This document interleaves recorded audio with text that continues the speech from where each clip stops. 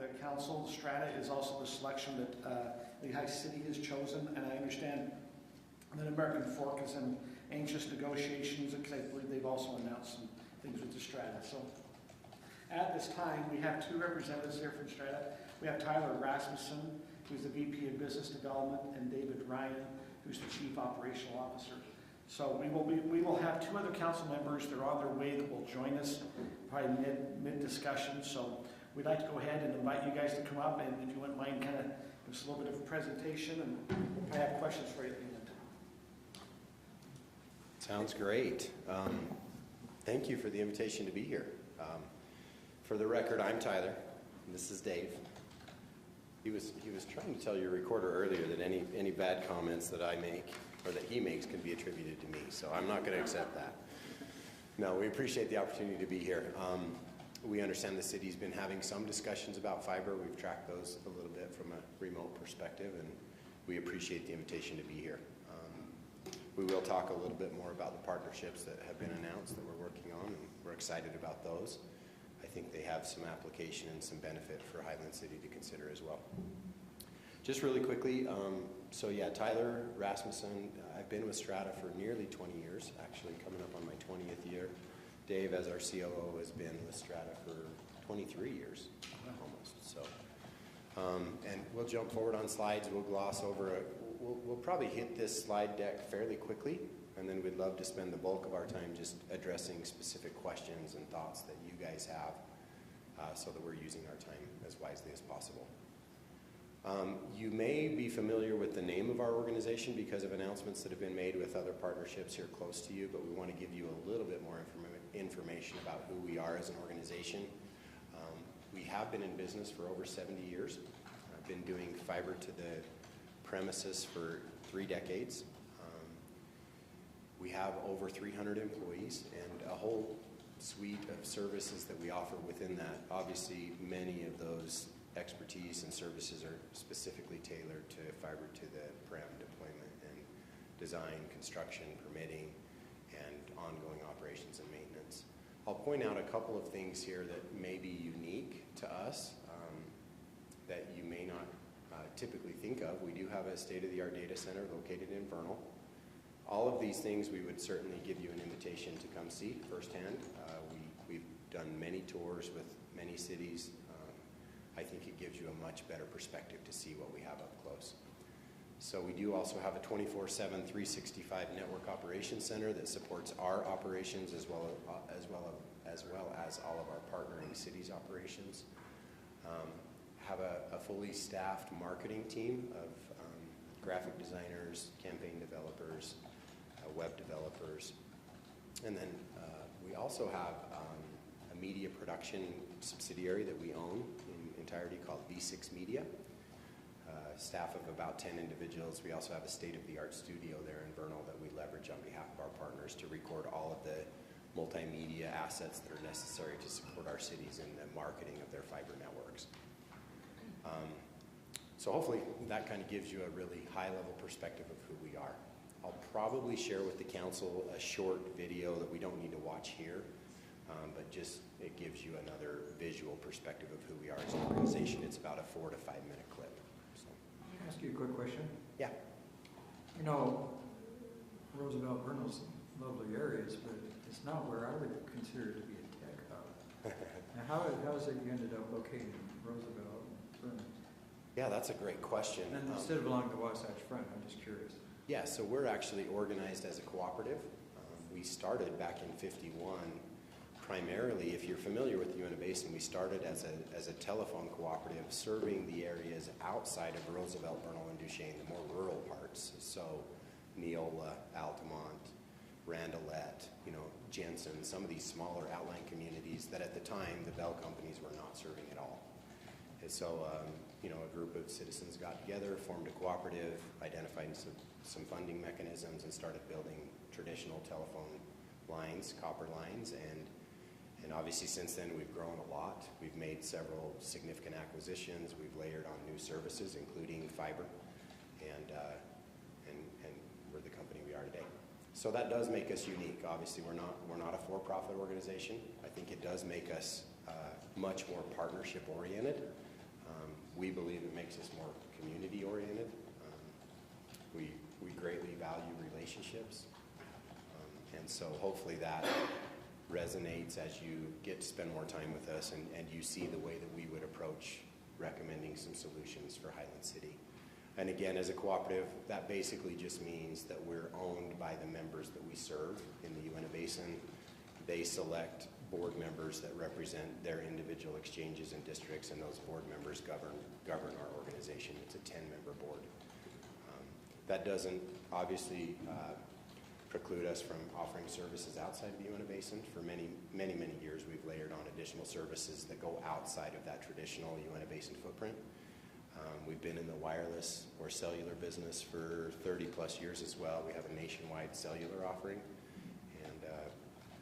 And so, again, manage a network that's in the Intermountain region, multiple states, and again, some other subsidiary companies we won't talk about today that involve that business line as well, serving customers as far away as Guam and Alaska and the East Coast. So, again, some things that most people, if you're driving across Highway 40 through over to Vernal, you'd have no idea that all of this infrastructure and expertise exists.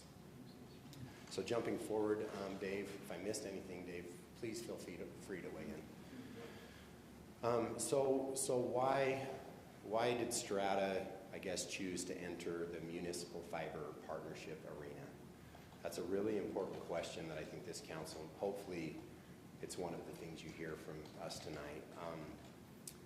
So over the past, 6.5 decades, Strata has typically built and owned all of the infrastructure that we're involved in. We've been a traditional telecommunications company or internet service provider where we built the infrastructure, we serve the customer, and we own the infrastructure. A couple of years ago, we were approached by what I would consider to be a couple of astute city managers that recognized that the options that were available to them along the Wasatch Front were limited regarding municipal fiber partnerships. The options that were available, and hopefully we're trying to remedy by entering the market, but the options that were available to them really involved the city being obligated to backstop a bond or take on all of the financial risk of a citywide network, but getting none of the upside consideration. And so these city managers said, certainly somebody like Strata, you're the largest independent telecommunications cooperative in the state, you really need to get into this space and help us find a solution that's more partnership oriented, that's derived from a relationship that benefits the city as well as the provider. So our solution really encompasses providing a citywide fiber solution that the city can own and not only take the risk of the financial investment, but also you have the upside, the long-term ownership. If the network outperforms the projected take rates, you get to take advantage of the upside. If it underperforms on the other options that are available today, you're still responsible for those making up the difference. I know that those other options will float that balance in future, under being paid under future revenues, but you're still obligated as a city. So as you can see on this board, we've really only been in the muni-fiber space for about 2 years, and these are the partners that have executed contracts with Strata to date. We are continuing to work with other cities that we anticipate you'll see more names being added to this list. And again, these are cities that I think viewed the merits of ownership as something that's very valuable. If they're going to have to pay for it, be obligated to pay for it one way or the other, they feel like ownership is important. Dave, do you want to add anything there? The only thing I would add is just that it can feel a little bit daunting potentially to get into this space and own a fiber network and be responsible for the upkeep of it. And that's part of what Strata brings, is an operational partner that operates that network on behalf of the city. So typically our proposal includes us entering into an agreement with the city where we would provide those operational pieces of the network, maintenance, road moves, and damage during an outage, and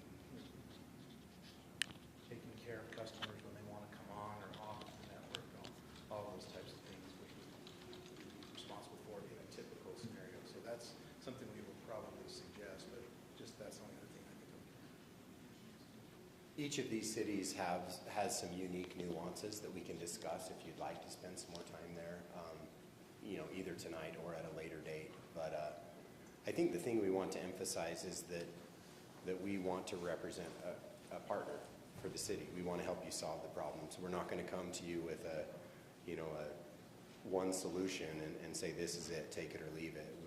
We can work with you, collectively or individually to explore options in a partnership that are beneficial to the city as well as Strata.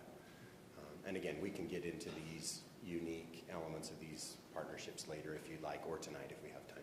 Yeah, and the only other thing I would add there too is we sometimes will give you so much flexibility it might feel a little bit overwhelming, so don't let us do that to you, but we want to be flexible. So if there's even an idea you have that you don't feel like we've addressed, we want to have that conversation to make sure that the solution that we're providing, we've exhausted the options that might be of interest to you.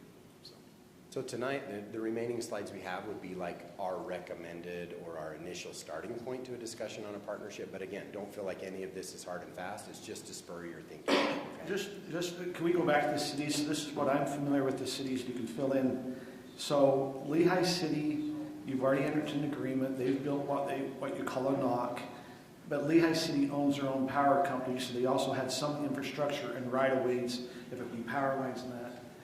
American Fork City, they did AF Connect a long time ago, so they've kind of put conduit throughout a lot of the roads and already own a lot of the fiber. When you look at both of those cities, with that head start, owning an electric company for Lehigh City and American Fork already having that in, is that, has that moved? Are your other two cities, such as Heber City and Providence? I think Heber City owns their own power also, correct? They're part owners of a power company. Majority. What about Providence? No power ownership there. Do they have lines already, like conduit? So they're fresh. I'm just saying because there are nuances why I looked and say, okay, I see why some of these cities make certain following decisions. They've already got infrastructure already going down the road. Where Highland, we're fresh, meaning we haven't put, that I'm aware of, unless the city tells me different, Andy, we have not put any, the city owns no fiber, correct? Yeah, no, absolutely. There are nuances to every one of these cities, for sure. And Lehigh City folks can talk to this way better than I can, but they've been placing conduit in open trenches for 20 plus years. I think they have several hundred miles of conduit in the ground as part of the power infrastructure that was placed, which certainly provides tailwinds for their projects, absolutely. But again, those aren't things that, those are certainly things that other cities can duplicate starting today to create advantages for yourself as you move forward with new developments. Anyways, yeah, we can dig into those deeper. Well, I just trying to help what type of partnership's been created and maybe why they went after owning it their own. They've already, in a sense, they committed earlier on to try to own it their own because they started putting conduit in. Yeah. The majority of the fiber assets that American Fork has now, because some of those assets were sold off when the AF Connect piece.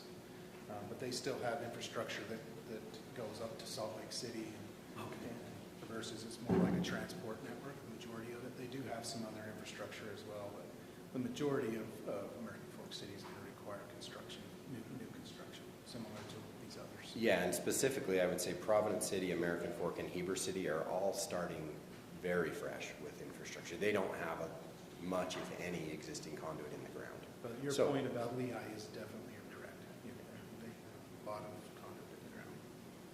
All right, let's jump forward here, Dave. So this is just really just intended to be an illustration of how this could be structured, where the city is the bondholder, you own the network, you have a public-private partnership agreement with Strata, and Strata provides all of those services that are listed below, network engineering and construction, the management of the ISPs on your open access network, and then the ongoing operations, monitoring, the as-builts and the GIS, as well as the maintenance. Again, just intended to kind of be a one snapshot view for you of how this could be formed in a public-private partnership scenario. You need any more time with that slide? I know there's quite a bit on there. I'm sure you're going to go into more detail here, but so my office is over in Pleasant Grove, and Utopia's been putting in all the fiber optics over there, and most of it looks like it's buried. And in fact, they've been putting it around my office the last week or so, and they've been rather non-intrusive. How do you do yours? Are your fiber optics on telephone poles? Are they buried, or both, or how do you do it? The short answer there is, in a situation like we're describing today, which again, there could be variations from this, but the short answer is it's the city's network, so we'll build it exactly the way you want. We're comfortable building it a variety of different It methods. could all be buried, or it could all be above? Yeah, we prefer having everything underground. There are certain situations where aerial attachments make sense, but they would be very limited. Right? So most of the time underground? Absolutely. Now, as he talks about underground, there's different forms. There's the boring form, or we call it the ditch witch, which would have a big, and this is what I think Utopia does, it's kind of a ditch witch. And then there is the micro trenching, which is where they go on it's on the side of the road, and is it like a 4 or 5 inch cut down about 10 inches. They put a line, but they cut it in the road and go along the side of the road. That's called micro trenching. And I believe Lehigh is doing micro trenching or overline. Is that my understanding correct? So yeah, Dave's probably the best one to answer this one, but they're going to leverage a lot of their existing conduit infrastructure first of all. So limited road impacts, a little bit of micro trenching, and then a lot of directional drilling, and probably some aerial because of the pole leads that they have available. So yeah, nearly, I don't know what the percentages are. Dave, do you know off the top of your head what they would be for utilization of existing conduit?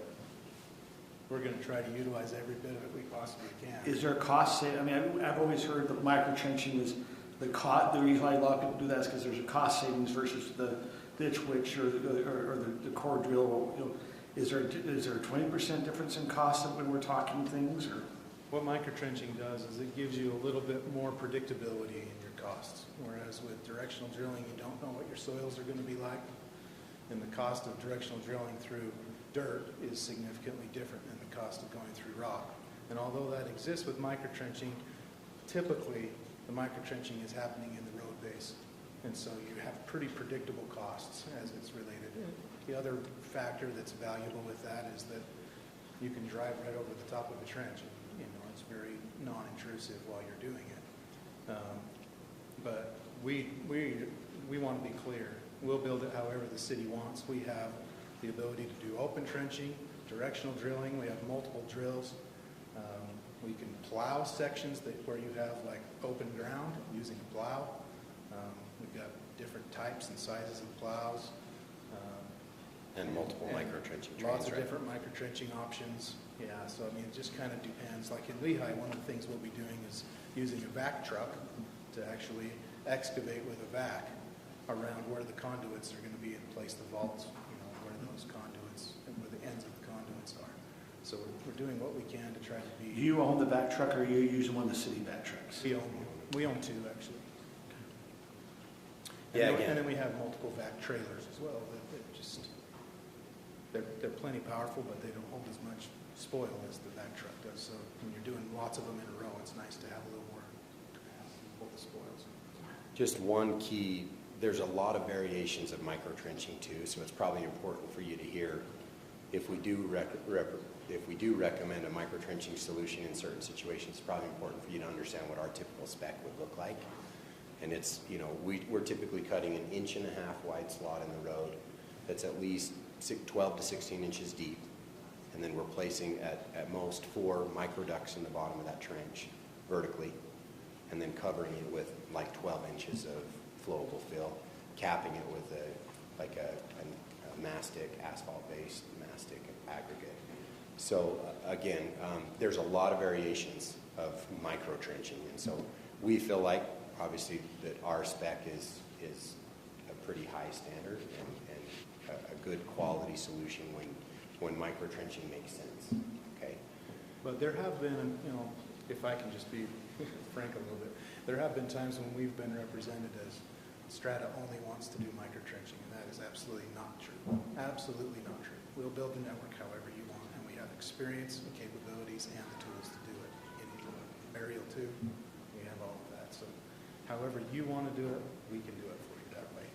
And really, we'll talk through those options with the city staff and decide what's the best way to move forward. Again, we definitely don't want to be misrepresented by others that are not representing our organization, and we can tell you they will misrepresent us on this matter. So we would just ask you to ask us if you have a question on it. Don't believe what a competing entity is going to say. Again, this is your work. We'll build it the way you want. So on this approach, the city would pull out a bond, because it says bondholder, so the city would go and pull a bond for the internet fiber, and we would guarantee it with the revenue of the city. And then is it something where usually when you pull a bond, hey, it's going to take so many years so you can get the, so you can pull extra money to cover some of your payments? So let's assume we're going to say 3 years, so we're going to say, hey, we're going to pull a bond plus 3 years interest payments, and until we could maybe get that take rate up to a certain rate to be making that bond payment. Is that kind of the thought process? Yeah, it'll obviously take some time to build the network to ramp up to where you have a ubiquitous deployment. Typically, 36 months is what we kind of standardize response at this point in this market. Again, we can talk about doing it more quickly or more slowly if the city chooses to, but yes, you will have a ramp-up period of building the network. Important to note, too, that you're going to be turning subscribers on throughout that period as you enter into neighborhoods and light up those neighborhoods, and you'll be activating subscribers as you go. It's not a wait until 3 years and then turn everybody on at once. But it is your network, and so you would be able to choose if you want to pay for it with cash. If you had the cash, you could, or some combination thereof, or if you wanted to draw the period of construction out over some term in order to try to get the revenues to pay for other portions of the network, or at least. So is all the council signed up for the Lehigh Internet? Because I've sure done it on Facebook and had to sign up. Have you seen it where it's asked you to sign up and all of that? And so we've had a lot of residents mention one reason is Lehigh City. You're just getting some marketing crossover up in the area. Yeah, they're doing some targeted campaigns that are probably spilling over a little bit. That's actually an example of one of the tools that our marketing team deploys on behalf of the city. So we have what we call a demand aggregation tool, which is really just, if you've looked at it, it's really just an address registration page where you can go in, key in your address, confirm with the PIN that it's on the right location, submit, and then you can use the tool a number of different ways, but most cities are using it to engage their citizens, to gauge where the most demand exists, so that if they want to apply that priority in their design and build-out process to get cash turning more quickly or revenues flowing more quickly, they have that option. It certainly has the outcome of kind of getting your citizens to compete a little bit and feel like I need my neighborhood to all sign up so that we'll get it first.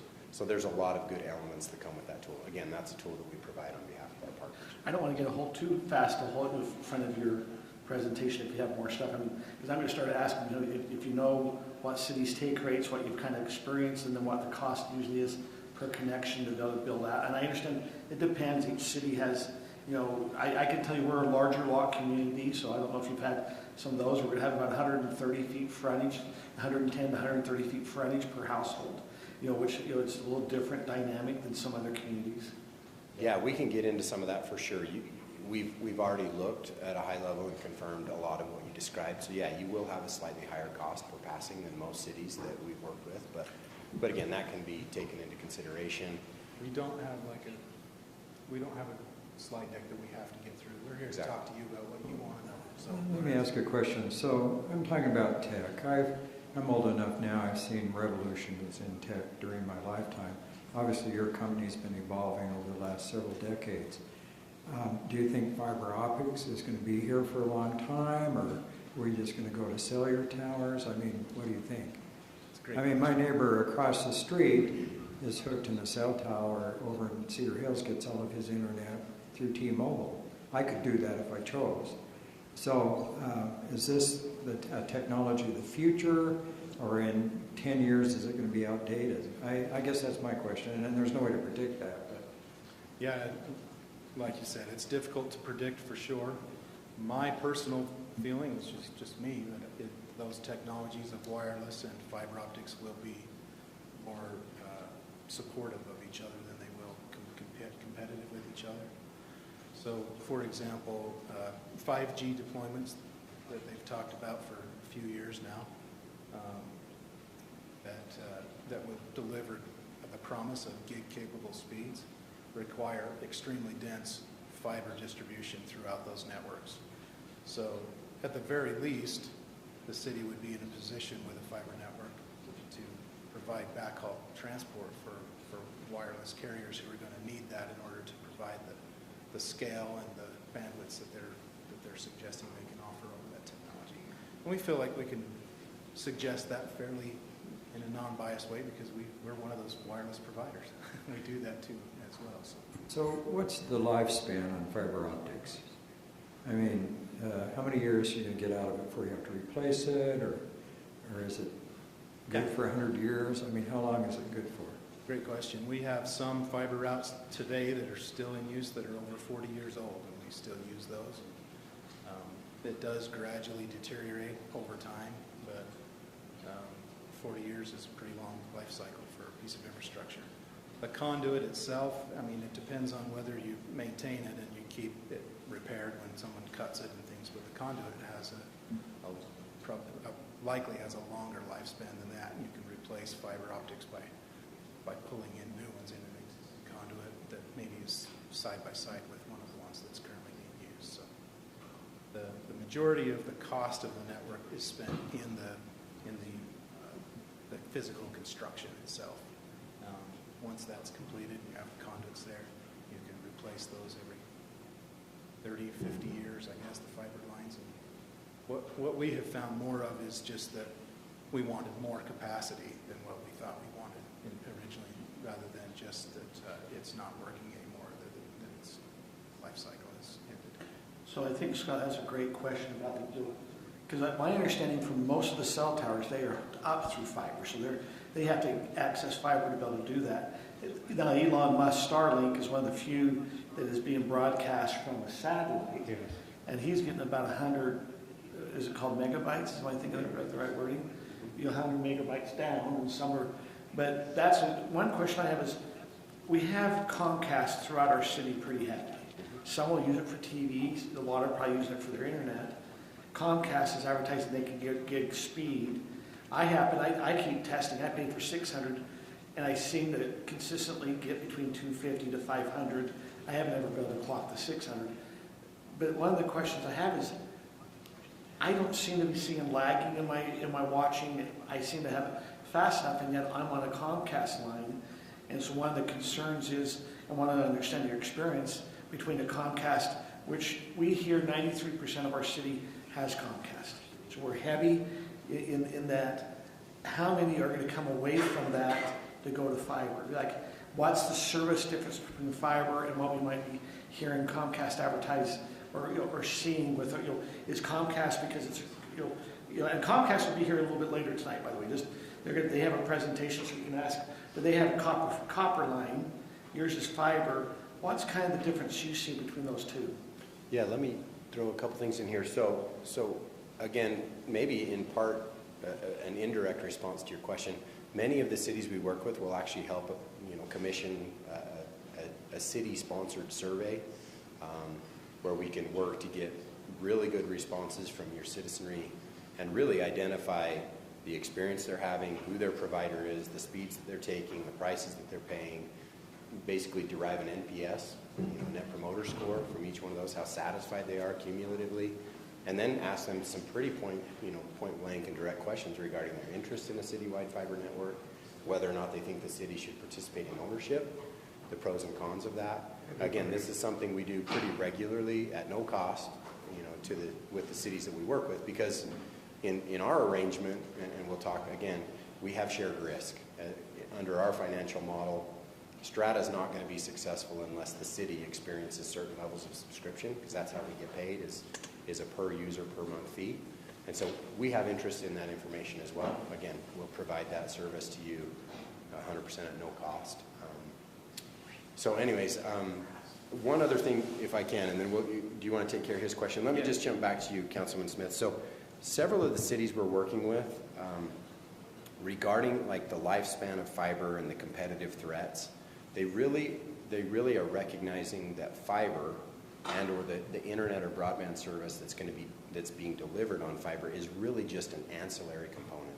There's so many additional technologies that are being deployed or leveraged over fiber networks that are beneficial to cities today, and many, many more in the pipeline that are coming, that many cities are honestly viewing broadband as an ancillary component of the fiber network, an ancillary benefit. You know, with smart city initiatives, IoT sensors that are going to be popping up really to monitor anything and everything from, you know, air quality to water usage, right, traffic. Again, there's so many applications that are beneficial for a city to consider, not only today, but well into the future, that again, if we're just talking about internet or broadband, we're being pretty myopic, right? So a lot of applications that are being used today for fiber and a lot being developed. So anyways, back to Mayor's original question. No, yeah, that's great. That's a good point. Dave, can I have you pull that microphone a little bit closer to you? Thank you. Sorry about that. Is that better? Okay. So one of the things that we didn't talk about, Strata actually owns a coax system in Vernal, and we have gig-capable speeds on that coax system. Which we tried to which like coax is similar technologies to Comcast. Yeah, it's like your cable TV coax lines, which does have a copper core, typically, but it's different than a traditional copper twisted pair like the telecom systems would put in. And so anyway, but we do have a system that's a coax system in Vernal, and we have technology called DOCSIS 3.1 that's been deployed on there with remote PHY, it's called, but it allows us to provide gig speeds over coax. So have you went and replaced those lines with fiber? Yes, we will. And the reasons for us is just because the cost of ownership is too high. The cost of maintaining that network it's too maintenance intensive. That may not, I can't speak for Comcast. They can speak for that for themselves. And but that's a system that we purchased a decade or so ago, and the cost of maintenance is pretty high. The service that the customer gets while it's working is good, and so that comes kind of back to what Tyler is saying, which is what is the experience that the citizens are having with that system, and if it's good and they're not experiencing a lot of outages or other maintenance type issues, then it might be more difficult to get people to move over. If the experience that they're having is negative, then that changes that narrative a little bit on what your expected take rates would be. So that'd be one of the first things we would suggest that you do. Let us partner with you, like we said, at no cost to do that survey, so you kind of have a feel for what that looks like, you know, what the landscape looks like for your city. Now, we certainly might see different results in Highland than we've seen in other cities, but every city that we've helped with a survey, as well as all the cities that we've seen conduct an independent third-party analysis of take rate and feasibility, has been high. And all of these communities have a very strong Comcast. So have you ever built out a city and do you know what the take rate is? So all of these projects, because they're initiated over the last 2 years, none of them are complete yet. Providence is the furthest down the road, and we're experiencing a 50+% take rate on the locations that have been passed thus far. And again, in this situation, there is actually quite a bit of historical track record from other municipal options that exist in the marketplace that a lot of cities are experiencing a 40% plus take rate. So there's a good track record for that. Does Strata do any model where the city does not have to pull a bond, where they come in and do, where we have to guarantee a take rate to be able to do that? I mean, I call it the Utopia model. You're familiar with Utopia? Utopia comes in, you have a certain take rate. Yeah, they keep ownership of the system. Does Strata do any of that or have interest in doing anything that way? So you're basically saying the city would backstop the financial commitment that Strata would make, and Strata would build and own the system. It's similar to what Utopia goes and pulls the bond. Mm-hmm. And the city has their new business model. Yeah, in their business model. I'm just wondering if all of your business models is where the city pulls the bond, or is there any other business model? That is certainly something we'd be happy to talk about. Again, if you're saying that the city is willing to cover Strata's financial risk and not participate in any of the financial upside, that's something we would love to talk about. We think that's a flawed model. Well, no, But that is that's utopia. That is utopia. That's what utopia is. Owns the So system. that's why I'm They saying. don't pull the bond, but we guarantee it. That's what you're saying, is you'd be willing to do that similar model. So if we build a network, and let me just try to make it more simple, right? If we build a $15 or a $20 million network in Highland, and we say the monthly payment on that network is going to be $90,000, and the city's willing to backstop a committed amount to secure Strata's investment, and you're not going to require any of the upside, that's absolutely something we talk about. But we don't feel that that's an equitable partnership. That's frankly why we're working with other cities, is because they don't feel like that's an equitable partnership. So, but again, if that's something the city wants to explore, we'd love to have that conversation. Again, really, you're giving up ownership, you're committing to our financial risk, and you're getting none of the benefit. You're not getting any ownership, you're not getting any of the financial upside. So, Which is the utopia. yeah, which is why we're in this market space now. I think we just have a couple more slides, but again, we won't circumvent any questions that you have here. Let's see what we even have left here, Dave, if it'll advance. Can I ask you a question while you're looking? Yeah. You were talking about smart city and IoT initiatives. So what would be the communication protocol between, let's say, an IoT sensor and your system, or is that irrelevant because you're just the highway, if you will? Yeah, the answer is kind of both. I mean, we could be responsible for all of that, but the fiber network is also just the highway. I mean, it literally can be just that if you want it to be. So do you have any, are you cooperating with any IoT providers or smart city initiative hardware providers that I could look up online and see? Yes, but I apologize. I don't know the names of them, but That's okay. I can find out for you. And get Yeah, you- we can actually provide a list. And again, I didn't dive into this too much, but we do have another wholly owned subsidiary called Spectra Solutions. They're a managed services IT company with also, they're kind of the entity that we bring in, work closely with the city in partnership with these fiber networks to fully deploy smart city initiatives and IoT. Again, so we would basically just put you in contact with them and work very closely. And again, they're fantastic. So it's a subsidiary of your company? Wholly owned, yep. And you don't know what sectors or areas that they address? I mean, is it traffic? Is it carbon monoxide? Is it? Yeah, I can. So they do a lot of security cameras. They also do a lot of sensors on wellheads in the oil and gas industry. They do electrical monitoring on those sites as well, because there's, you have to keep your pumps operating. So there's sensors that keep them apprised of whether those electrical components are working and functioning.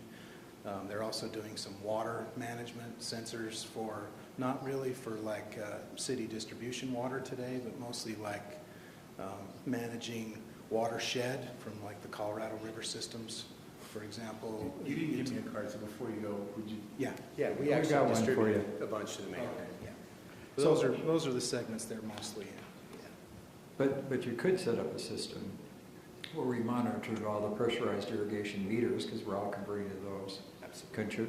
Yeah. I mean, it seems like otherwise we'd have to do it manually, don't we? Yeah, you can do it with radio. You Radio. can use wireless cellular as well, or you can use fiber or some hybrid combination of those technologies. Is it like LoRaWAN, or it is? Okay. That's certainly one of the technologies they're familiar with and utilizing. Right now, they're trying to make some tough decisions about whether LoRaWAN is really going to be that technology long-term, or whether it's all going to migrate to 5G. Because 5G Yeah, handles all of that stuff kind of ubiquitously. Yeah, So- LoRaWAN took hold in Europe more than it has here. It's kind of migrating to 5G here, but I'd That's- love to talk to them. So we have about 10 minutes. Is there some questions that other council members have that of Strata or things that way that help with clarification on things? Basically, just want you guys to sum it up for me. Why is Strata the best organization to go with out of all the other organizations we've listened to? What makes you guys the best one for Highland? First, Yeah, I'm sure. I think like a pageant question. Honestly, if I'm being totally honest, that's not something we're really good at saying.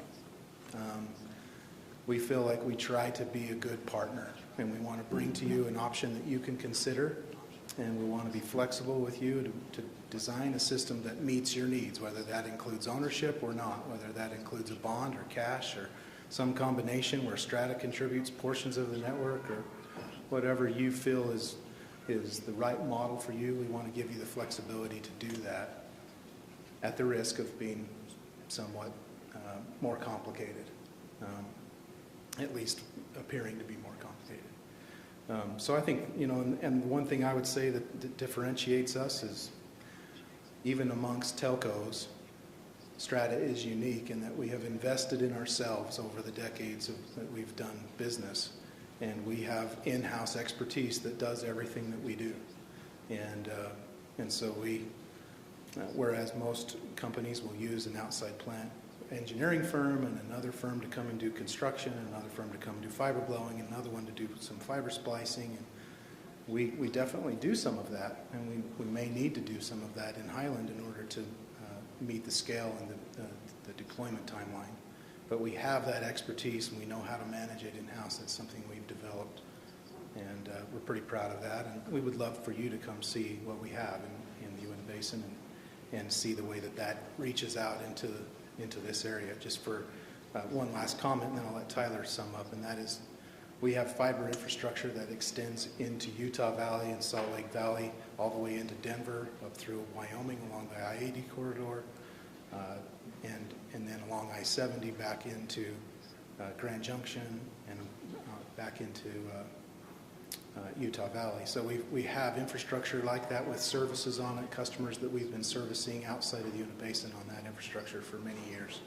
And we provide an option where you have a lot of network resiliency and redundancy that maybe is available from others, but that's definitely something that we think is pretty good differentiator. So with that, I'll let Tyler. Yeah, I won't belabor the point. I would just say, I would summarize it in that we will be a true partner, one that gives you a solution that truly is mutually beneficial. That's the key takeaway from my perspective.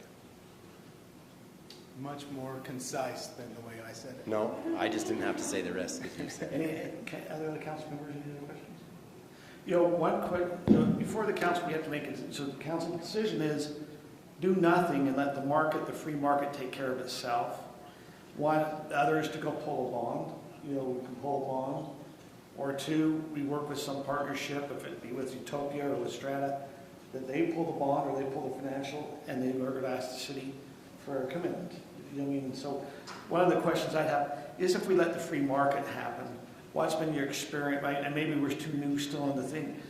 If we decide to just let the free market, saying, hey, what do you see would happen in communities if they just let the free market happen? Yeah, I mean, I'll make one comment and I'll let Tyler. My only thing I would say there is fiber to the prim technology's been around for 20 years or more. We've been doing it for 15 years in the Uinta Basin, and so if you don't have it now, I don't know how much I would anticipate that it would happen in the future. That would be the only comment I would make on that. Yeah, I think again, you just have to understand the economics from a provider's perspective, right? Once an investment is made in existing infrastructure, most providers are going to ride that infrastructure as long as they possibly can, except in situations where it's a greenfield, new developments where they can place new technology. But even that kind of introduces some complications because it's extending the existing network, which is a lot of times inferior or incapable of supporting new technologies. So again, to summarize, I would say you can likely expect more of the same. Just having this conversation as a council has obviously stimulated some response because you have a provider that's going to be here tonight, right? And going to We try actually to... have two that will be here. Yeah, well, yeah. and speak specifically because you're putting, some market pressures on them. And so I think the council's doing a very good thing to have the conversations. And so, but barring that discussion and that pressure, you can anticipate more of what you've had in the past. Okay. Can I make a quick comment? I just think, Mayor, this idea that they'll put out a survey, I think we really need to see what the demand is in the community. Because you presented excellently 3 different options, but I don't think we do any of those options until we find out if there's a demand from the citizens, because all of those options are going to cost some money. So let me, To some degree. Aaron, I believe 3 years ago, there was a survey that was done when we were talking with Utopia. And I understand it might be different. Is your survey very similar to what Utopia put out? It has some similarities and some differences, but really we'll customize it to the way you want. We'll provide you a template, and then we'll add some questions pertaining to your interests. We're going to put out a city survey anyway. Maybe we can. The survey would be branded however you want, but we would anticipate that it would be branded as a city survey, not with Strata's name. What's the rest of the council on the survey? Do you feel like it would be beneficial to kind of get really, we've kind of, 3 years ago we asked questions. Last year we asked them some questions about, hey, were they willing to have the city make a commitment to bond? And I assume that's what you're saying, but maybe we need to get it really narrowed in so we can make decisions. Is the other council feel the same way? Well, I think we're discussing about, if we're talking about spending this much money on something, we should have a survey that's specifically for this one thing, not part of the whole entire city survey with all different types of questions that can influence this specific you subject. Have it mixed. You want one Yeah. specific. So that's what I'm saying. Yes, I would be amenable to this, to have it specifically for this. The question would be, Aaron, what's been your experience with surveys? Is we're going to be trying to send a city survey out in March. If we send this one, are we going to have confused the residents a little bit? Because we had this one all before us. We've got to kind of get some information back. I think it comes down as a council. Do we feel this is more important than some of the other surveys, or does it not matter? You can get responses back in both surveys. Survey fatigue is really real. I think you've got to have a couple months in between surveys. And I've mentioned this to the mayor. I haven't mentioned it to you council members yet. Honestly, I'm toying with the idea. I would like to discuss the idea with you, I should say, of pushing off our resident survey until the fall for a couple of reasons. Number one, I've always felt like it's too late in the game for it to really have an impact on the budget. If you're asking questions that are related to the budget, it's too far gone, like we're well down that road. We really need that information in January to put it into the budget for the next fiscal year. Number two, frankly, we are understaffed right now, and we are really working to hire 2 more people and getting close, but the likelihood of us getting a full city survey ready by March is slim at this point. Let's just have Strata do the survey. We certainly could partner with them to do, This survey. to do just a fiber-specific survey, Yeah. and I think that's more feasible than our full resident survey. We need to do that because we'll have to make decisions. And then postpone the resident one until fall. Until the fall. For Christmas, that's even better. And We'll be Christmas. reaching out on that then. Sounds great. Appreciate the time. Thank you for coming tonight. Any Thank you additional for your time. questions, please feel free to shoot us an email or give us a call. Look forward to chatting again. Thank you very much. Guys, it's 6:59. Do we want to take a brief break, or we want to kind of get right into take a 5-minute break? We'll start city council about some.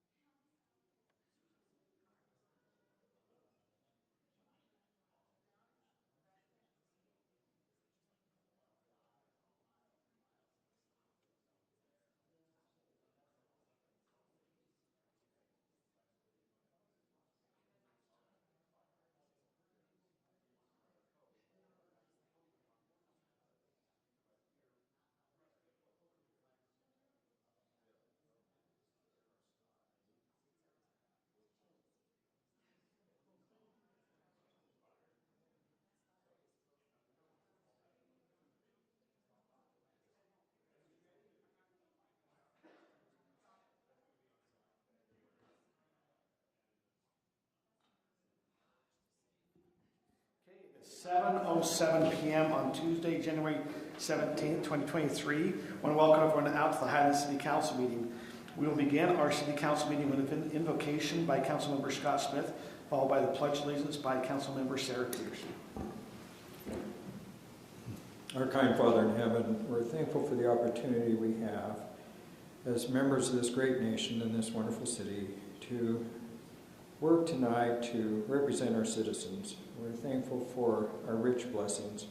We're thankful for the opportunity we have to discussing various items and hearing different viewpoints. We're thankful for our friendship amongst one another, and we're thankful for the opportunity we have to serve our citizens. We ask you to bless us this night, that we may have thy spirit, that we may have civil discourse, and that we may make good decisions. These things we pray for in the name of Jesus Christ. Amen.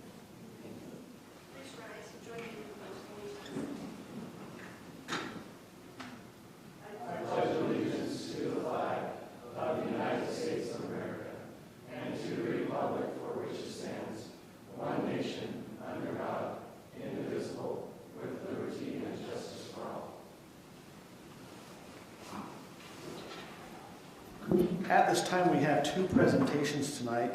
We have time set apart for a presentation from Comcast and also for an annual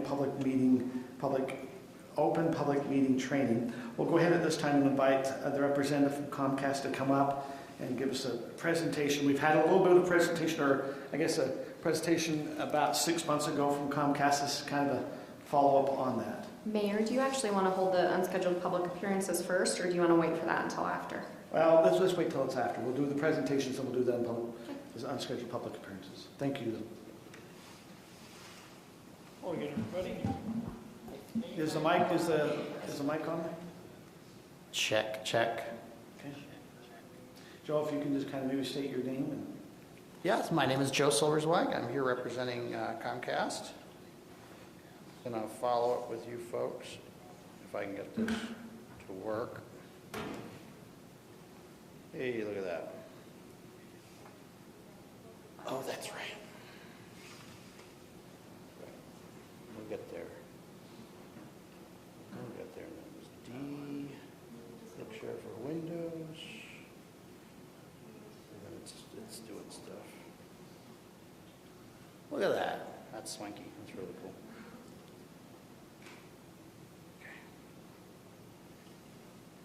Well, hi again, everybody. It's good to see you all. I understand time's pretty brief. I got 15 minutes, so I'm going to keep it short. And this is an update, as Mayor Osler mentioned, from I was here in June. Remember, we had a conversation back then about some of the things we're going to do. Mostly different stuff. The first two slides are the same. I'm just going to breeze through them real fast. So first of all, just a reminder who Comcast is, what we do. In addition to providing... Can you talk into the microphone? Absolutely. Yeah. In addition to providing all of the services that we do with Comcast, we also run Xfinity as a residential internet product, own NBC Universal and Sky, which is a European internet service, as well as this, buffet of other businesses and enterprises that we do. And what we try to do is leverage all of this stuff that we've got to make the biggest impact on our communities that we possibly can across all of those different markets and all those different ways. So this is the slide that I showed you folks when I was here in June. We said that we'd done a full serviceability analysis, that we showed really good connectivity. We were at 93% of the households were passed in your community. All of those customers had access to our best speeds. There were no contracts, no device fees, no data caps. That was a nationwide offer that is still in effect. That there was the availability of fiber to any particular customer who wanted it, who was willing to pay the construction and sign-up costs for 6 gigabyte, up to 6 gigabyte symmetrical speeds, and that we have a network that can support everybody all the time. We do not throttle speeds at any particular time or for any particular individual. And then I showed you this map just to give you a sense of how extensive we were in your community. These guys are like snapping pictures because they want to know where we are already. So I'm going to skip through that one fast. Here's the promises that we kept. Okay, so we added or have construction money dedicated to add 255 passings are either in construction or approved. That's at zero cost to the taxpayer. That's going to bring us to an estimated roughly 97.5% built out. So for every 100 homes, 97.5 of them are going to be serviceable by say, July, August of this year with Comcast service. That's a major investment. We've spent over this last and committed to spend about $650,000. There is more money to be spent. The number that I gave you last year was that we had about $800,000 we were willing to commit. So I'd love to kind of keep working on this, and let's see how close we can get that 97.5 up to 100. So you're not at 97.5, that's still the goal. We're at 93, going to 97.5. Yes, but that's committed dollars. So when I came to you last year, I said, this is the analysis that we've done. This is where we'd like to build, but I couldn't make a commitment to a particular amount of construction. These are committed dollars over the next few months. They're already in the budget. Some of them shovel in the ground, some of them not shovel in the ground. Most of that has to do with the size of the build, getting the resources into place, because we work with our contractors to get those resources into place. And then the weather. This is a hard time of year to drill and bore and do the things that we do. So we got to be careful about that. And at zero cost to the taxpayer, which I realize I said once, but I put that in there twice just to make that particular point. I also want to talk about our road to 10G. You may have seen some stories about this. We had a couple articles in Business Journal, Jordan Valley News, things like that. The big headline here is symmetrical speeds are coming. Comcast is rolling out new technology. Utah is an early test market. We currently have this available in Salt Lake City, and you're going to see that expanding out through Utah first before it goes anywhere else. But this will be nationwide by 2025. So all 56 million households that we anticipate being on Comcast's network at that time will have access to symmetrical multi-gigabit speeds over our current architecture. What we're changing, we're empowering the 5,000 miles of fiber that already exist in Utah with this distributed access architecture, digital transmitters. I don't know what that is, and you guys don't know what that is, and that's okay. They're these little things here. This little tiny thing used to be a cabinet that would have to do all that work, and now it's that little tiny lipstick. And that's what's doing the work now of those cabinets. It's letting us be more compressed, more aggressive, go a lot faster. We're upgrading to DOCSIS 4.0. That is the language that the modem speaks to your computer. And we are currently at DOCSIS 3.2. When we go to DOCSIS 4.0, that's going to allow us to do two things. One, get up closer to 2 gigabits. And two, it's going to include upload traffic. So now we're going to be able to do both upload and download over the same frequency, which means symmetrical speeds for our customers. And finally, we're installing these DOCSIS amplifiers throughout the network. This allows for faster deployment throughout the node. I have a picture of those guys too. And again, I don't know what this thing is, but we're really proud of them. So I wanted to show you all the stuff that we're doing. Finally, I want to talk about our commitment to community impact. I covered this a little bit last time we were here, but I just want to double down on this because I think it really sets us apart. We know that keeping people connected is more important than ever. Between our Internet Essentials program, which is our high-speed, low-cost internet program for Americans who are on federal assistance, and the ACP, which is a federal program providing dollars for low to moderate income Americans, about $30 a month, we are the leading affordable broadband provider. We can say you can sign up for wireline internet in your home that will be high-speed broadband, and it will be free for you because you're a low-income American. And I think we're the only person in your network in your area who can say that. We've given close to $200,000 to Utah County in the last 3 years. Really proud of the digital equity partnership with United Way of Utah County. We just announced we're going to be working with them to roll out all sorts of things. Digital literacy, digital skills, make sure everybody has access to broadband, knows how to use computers, get computers into people's hands. Other grantees like the Alpine School District, Thanksgiving Point, Mountain Land Foundation. This picture that I took, I wanted to spend a minute talking about because I don't usually cry at work, and this one really got me going. These are refugee families, so these guys here were from Ukraine. They come out here due to all the challenges that we all know about from Russia's invasion. And we were able to organize a really great gift bag for them. It was a really nice backpack, a laptop, headphones, there's a charger, a bunch of digital stuff, and just really empower these kids to participate in their school as best as they could, as well as some warm clothes, because they came here with, just the clothes on their backs from their time. I want to talk a little bit about Project Up. It's a $1 billion digital equity commitment that Comcast has made over the next 10 years, starting in 2022. We're going to focus on connectivity, which means more Internet Essentials programs, more people getting connected, skills and creativity. So it's not anymore just how to check your email, how to turn your computer on, how do you write a resume. We're also now thinking about, well, what are the 21st century skills that we want to be teaching people? So things like web design or graphic interfaces, or all the things that we want young people and older people who are looking to switch careers and kind of engage with the modern challenges that we're all facing. What skills can we give them? That's part of this commitment. And then entrepreneurialism, something else we're really proud of, supporting small businesses all across the country. We've got, I think, 100 or so RISE recipients right here in Utah. Those are folks who get a grant of, it's an internet connection, marketing assistance, website assistance, all sorts of IT help for a number of different businesses throughout the state. And that's just a sampling of some of the stuff that we're doing. And I get to be a big part of it, and I'm really proud of it, and I can't go through a meeting without telling people what we're working on. But trying to go fast here. So that's everything that I have for you. I figure you folks probably have some questions, certainly set questions from the audience, except for those two guys. They have to wait their turn. Okay. Anything?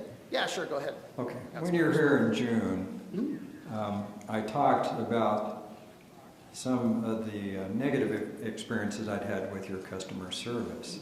And I still have Comcast here in Highland.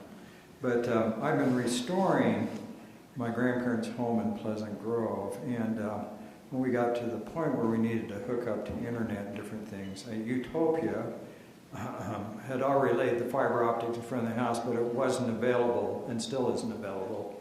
And so I went with Comcast. And you know what? Your service was wonderful. Well, that's good to hear. I mean, it was like totally different. Once we convinced them that there was not an internet connection to the house already, because it had been abandoned or closed up for 13 years. But we got excellent service. So I just wanted to tell you the good with the bad. I appreciate that. I was impressed over there. Appreciate that. Okay. We work hard on it. When was your, what year was your bad experience, just out of curiosity? So a multiple. That's something I hear, and I have a colleague of mine worked in our customer experience, so like the customer service and how people feel about Comcast's site. And she told me this story that one bad experience, it takes 12 good experiences to fix. And I think there's a lot of truth to that. Well, we had one good experience here that kind of fixed a lot of Let's things. get you Because 11 they were more. great to work with. Absolutely. So I just wanted to let you know we're pleased over there. Yeah. No, and I recognize that the company has work to do in terms of that reputation that unfortunately we earned over the years. And we are doing the work, and I'm glad you can see some of the benefits of that here in the last few months. So Joe, do you have any fiber anywhere in Highland? Yes. I understand the streets. I'm talking residential areas. Yeah, if any customer wants to have a fiber to the premises connection, they would be able to sign up for a Gigabit Pro fiber product. That would be up to 6 gigabit symmetrical connection. Now, they do have to pay a construction fee, and the monthly fee for that is higher. But our feeling is that rather than making every customer spend a few extra dollars a month to pay for that. So if a resident wanted to have fiber at their house, what would be a guesstimation on a connection fee? I think the construction fee is about $500, but that was last I checked, which was last year. So you're saying for $500, I could run fiber to my house? Yes. Is that true for almost anywhere? It should be true for almost anywhere. There may be additional construction fees for somebody who's a little farther off network or has a large property size or something like that. And then the monthly fee is considerable. You gotta be careful, because I'll take you up on it. I'll be your first call this morning saying for $500, I want fiber ran to my house. Yeah, please do. No, I'm not gonna tell them I'm the mayor when I call. I'm not doing any political things. But you're saying really for $500, now we had a council member that has no internet from the Comcast area. So who are you using? CenturyLink. Okay, so could she call if they don't have Comcast in that area? Somebody who doesn't have access in our current network could certainly call and ask for service. I would be They'll pay for the service. surprised if you're not one of the areas that's going to be built out, because we're going to get really close here pretty soon. And once we have our network in the street in front of your house, it should be fairly easy to be a Gigabit Pro customer. It is not every single person, but it's most of our customers. I want to go back. So Joe, I call tomorrow. I want a fiber line to my house. And you're thinking the connection fee to have me run from my house to get a fiber line on Comcast will be $500. A few $100s, might not be $500. Okay, let's just say it'll be under $200 to $800, somewhere in that. Somewhere in there. And Yes. what? Okay, The service is called Gigabit Pro. If you use that magic word, it should get you to the right place. But then what's the monthly for it? It's substantial. I think it's $300 a month. I might do it just to see if you can do it. To me, it's not. They don't let me say things that we can't do, so I'm sure we can do it. He will do it too. Okay, let's go for it. Okay, so we go down.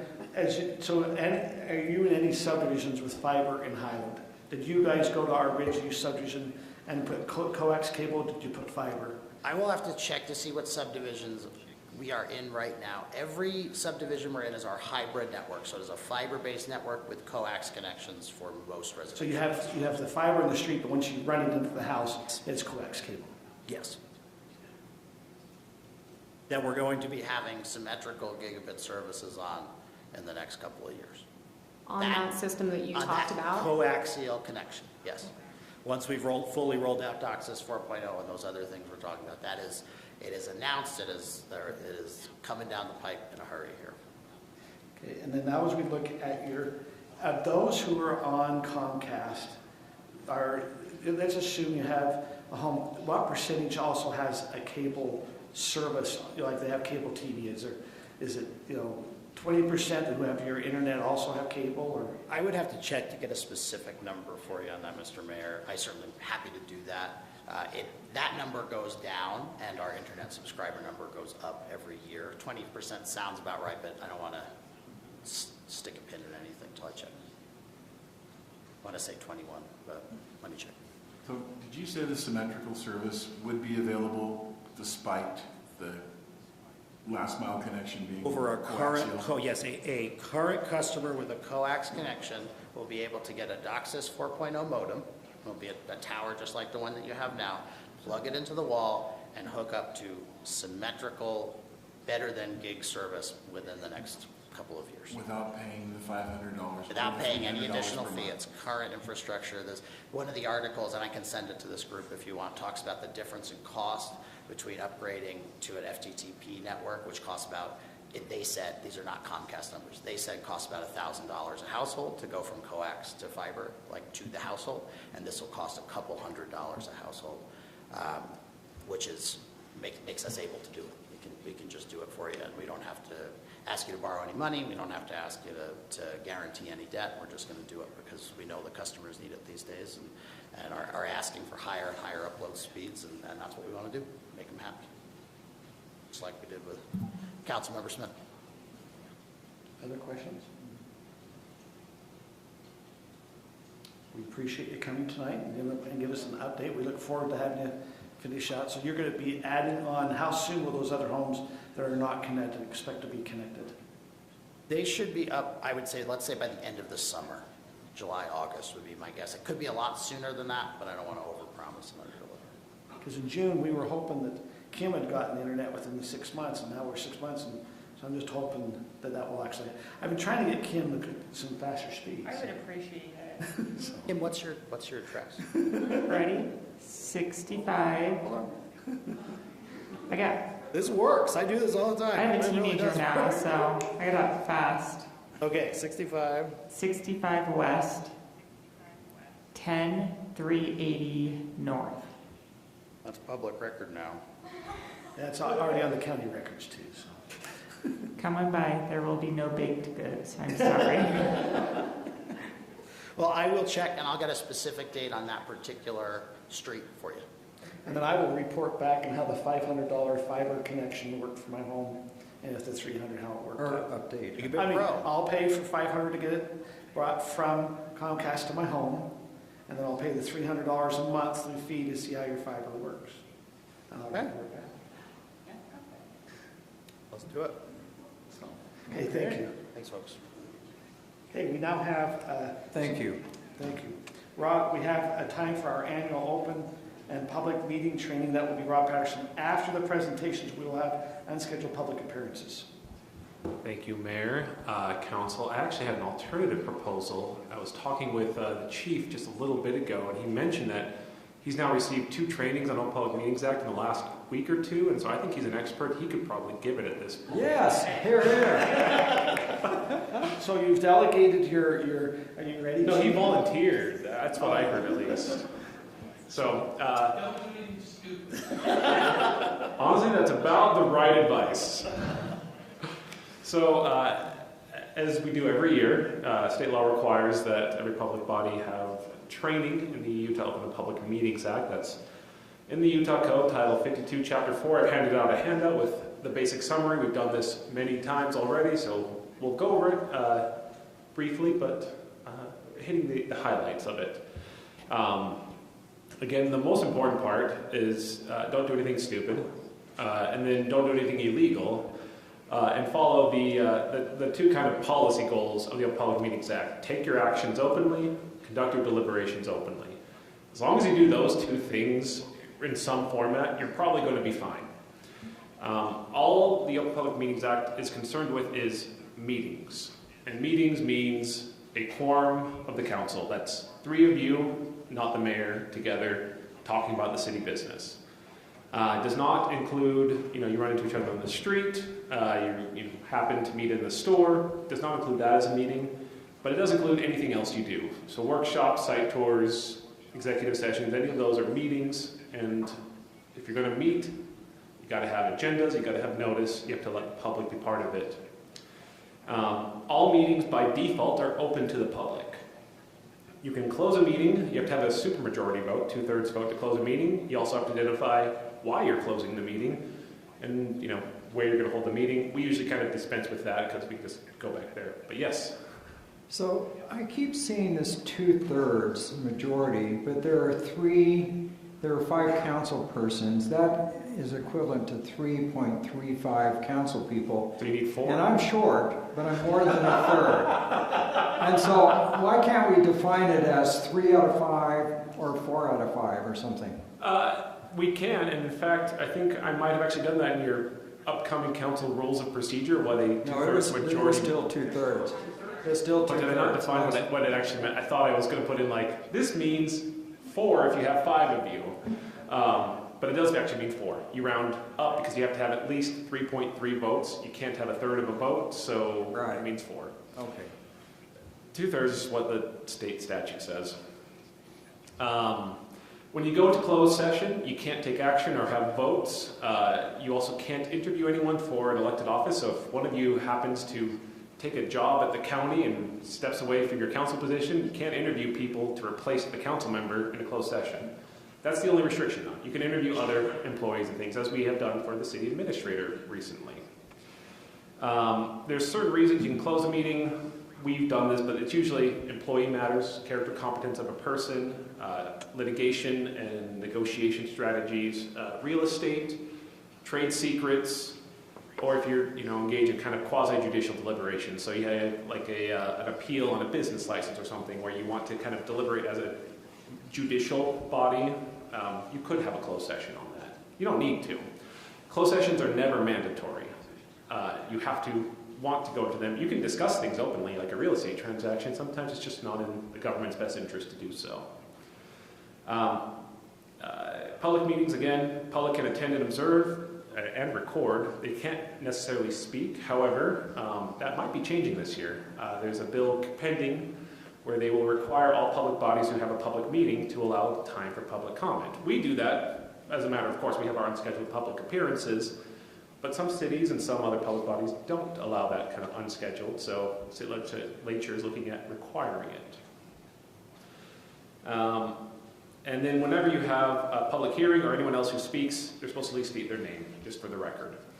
The rest of the little handout's all about the record keeping and the agendas and the noticing. Fortunately, that's not something you particularly have to worry all that much about because we have excellent staff who will generally manage that on the council's behalf. Thank you, Stephanie, for your work.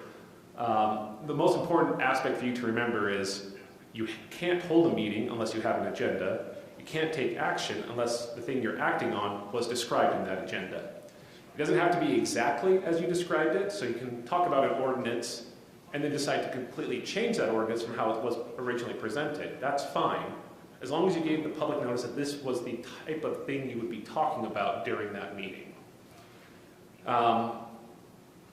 And then you can discuss things that are raised by the public. That happens all the time. You know, someone will come up and have a complaint. You want to discuss it for a bit, and then, as you often do, either refer it to a future council meeting or you ask staff to follow up and then bring it back so you can actually then take proper action.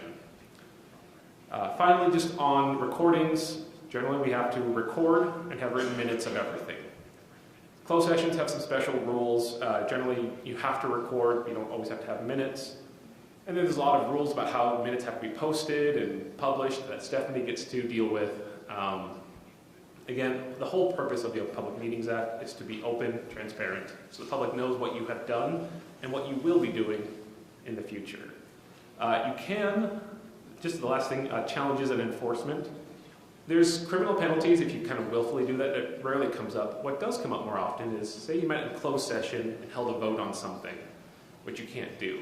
A court can void that action, and that actually happened out in Summit County. A little while ago, Hideout was doing an expansion across county lines. One of the ways that Summit County fought it was they said, you approved some process of that in a closed session. And because you did that illegally, the court voided the whole transaction and undid the decision because you can't take action in closed session. That's the most common enforcement mechanism for this. But yeah, any questions about open public meetings? Awesome. We'll see you next year then. Thank you very much. And the chief will be giving it. Okay, at this time we have set apart in our public meeting a time for unscheduled public appearances. This is a time for the residents to come up and address the council on any topic they'd like. If it's something that's going to be on the agenda, the items that we'll be opening up for discussion will be any of the actionable items. If you're here, you can come up during that actual item to also discuss. Is there anyone that would like to come up and discuss with the council anything in this unscheduled public appearances? Please come forward and state your name.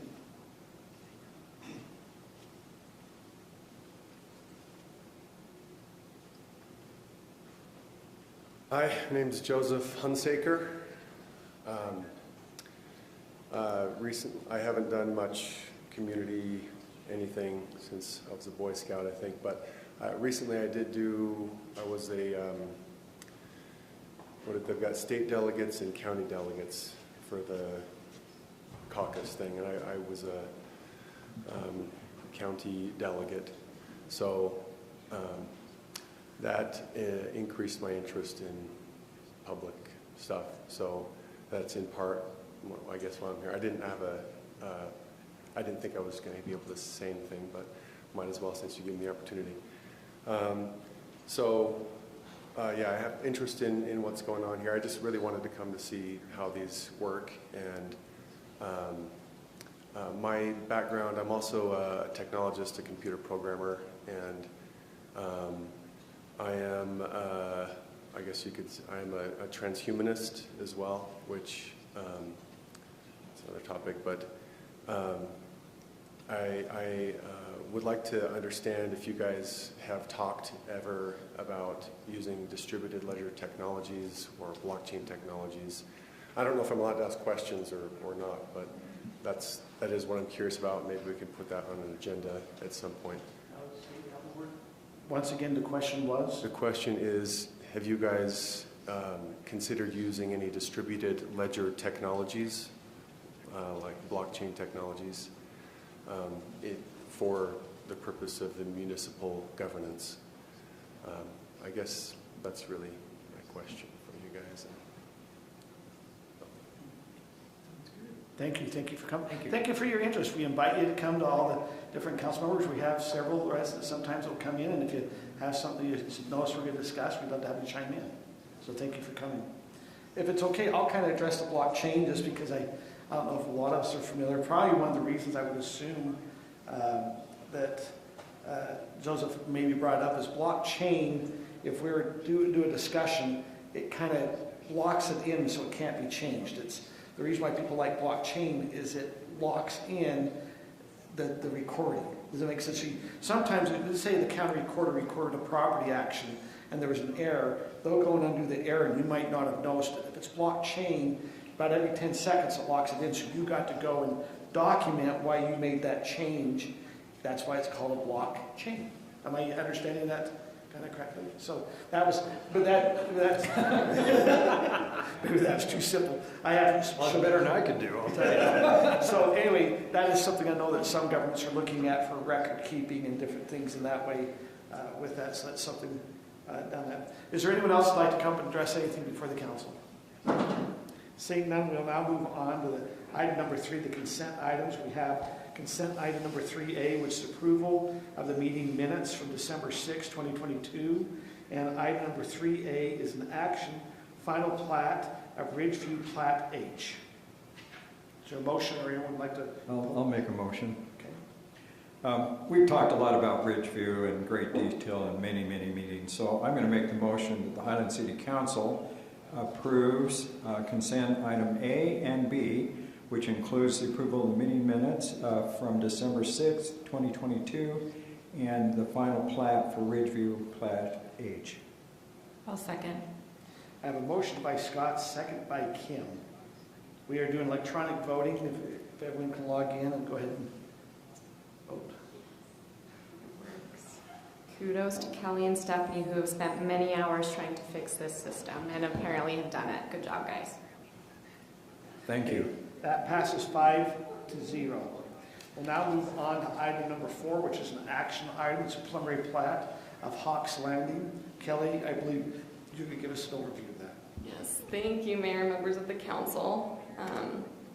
Okay, we're kind of, well, we discussed this in the last meeting, but we are kind of rearranging this. So the first slide is this staff recommendation, and overall we as staff do recommend approval of this preliminary plat. We do have 6 stipulations. The second one is just regarding the Lehigh Irrigation Company. There are a couple Lehigh Irrigation ditches that do need to be rerouted and piped, and the Lehigh Irrigation Company is aware of this, and they're just going to go through the process of their reviews and approval of those plans, and so we're just including that as a stipulation. Stipulations 5 and 6, just to note, were actually added after this was presented to Planning Commission. There were some drainage issues in the civil plans that were brought up. We also met with the applicant earlier today regarding that. Basically, in order for the storm drainage to work on the road, in order for there to be a negative slope for the drainage to go, well, to follow through the roads, which is what we typically have, they would have to have significant fill, about 8 feet of fill, in order to have that negative slope. And so we as staff were trying to be flexible and allowing a different solution if the applicant requested so. And so our city engineer has been working with him to come up with a different solution. And that's where you have that second option of a dedicated drainage corridor of an inverted concrete swale, which would direct that additional drainage out to Alpine Highway. The details of that will continue to be worked out through the civil process, but before the final plat is brought to y'all, we'll have that figured out.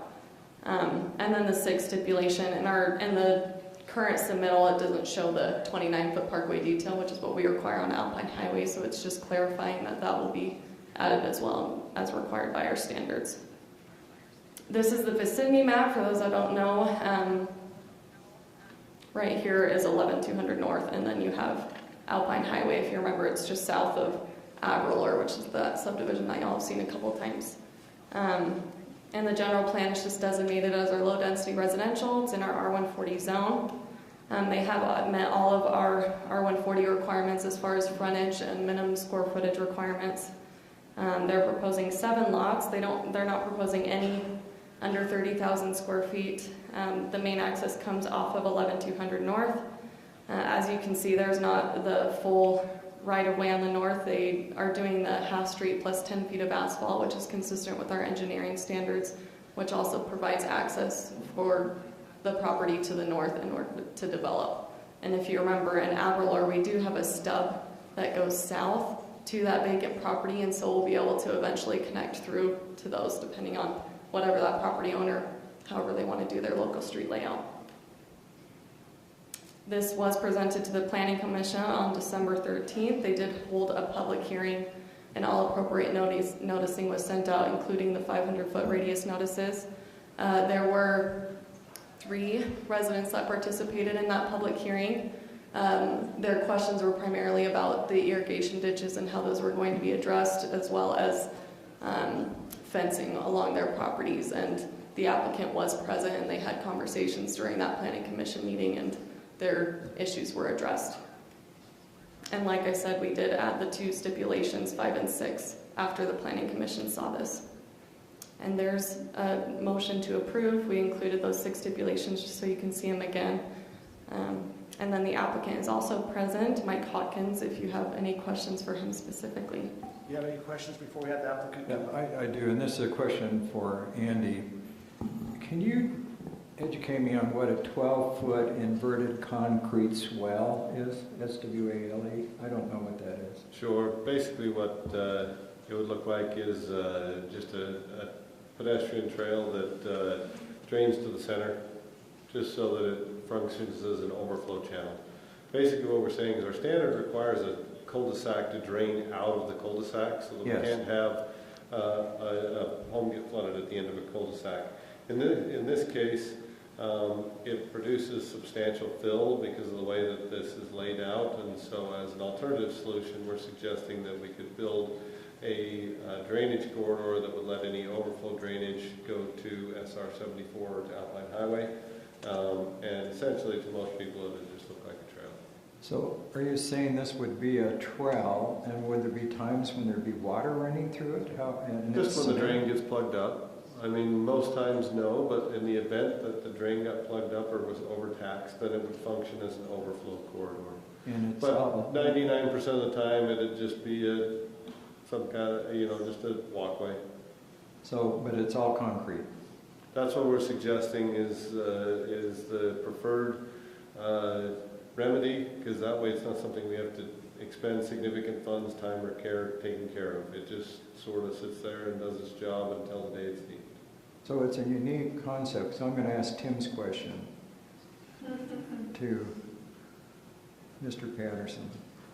What's the liability for the city? I mean, obviously there's not going to be water running through this very often, but what if there are people walking through there, the water comes whipping through, and they slip and fall, or, I mean, we had some drownings in my neighborhood in like a 2-foot cement ditch at one point just because the water flow was quick. I don't assume that's the same thing here, but do we have any liability with this?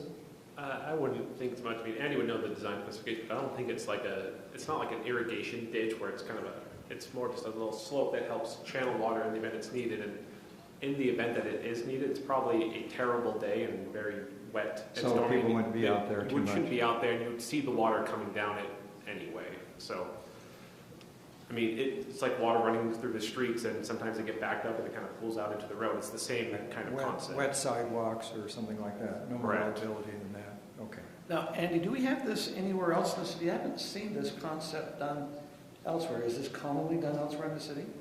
No, this is not a common thing in the city because this is not the common solution. The common solution is just to design it in a way that the cul-de-sac drains out, right? Meaning, when I say out, I mean that it drains from the bulb of the cul-de-sac away from the end of the bulb and to the connecting street.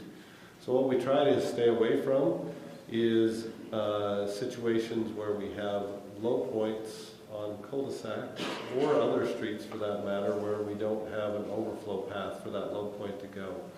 And the reason is because those situations are the situations where we end up flooding someone's home. That can be in a storm. It can also be in a water leak. You'll all recall about 2 months ago the picture of the 40-foot geyser that was shooting in the air up in the northwest part of town. Well, that all actually flowed down to a low point. Luckily, the homes that bordered that low point sat about 6-8 feet above the street for whatever reasons that was built that way. But by the time I got there, which was very shortly thereafter, our storm drain department was standing in 2 foot of water, trying to clear out the drains to make them function, because we couldn't shut down the culinary water yet. And so what we're trying to do is just simply come up with a way to address a very unique situation in that the applicant doesn't want to place the fill that it would take to make that west side drain back to the east. And so we're trying to find a way to guarantee an overflow path whereby if those inlets don't function right, or there's a water leak or whatever happens, we've got a place for the water to go. So it's a fairly uncommon solution. We're trying to find a solution to something that is not completely unique, but somewhat unique in that the difficulty to meet the code is burdensome. So we're trying to find another way to meet that intent. So I appreciate your effort on this. Can you show me where the swell is? Can you point out? Sorry, just along this northern portion of Lot 4, so we'll connect this sidewalk over to the Parkway detail over Alpine here. Highway. Okay. Very good. In large measure, like you said, it'll look like a sidewalk. That just kind of cuts you through the neighborhood. We do have several of those that are just trail bypasses that go from one neighborhood to the other. Instead of making you walk clear around, you'll have to cut through, so to speak. This will look like that. If not, I'd like to invite the applicant to come up if they have any questions or they want to address anything with the council. No questions. Okay, if there's nothing, if there's council have no other questions, we can go to motion or.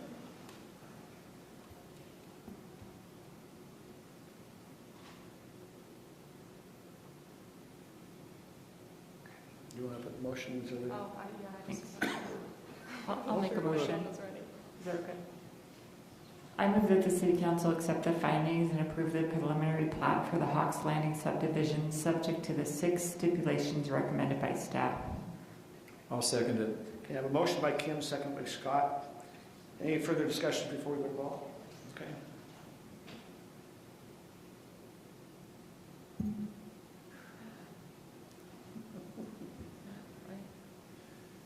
Refresh.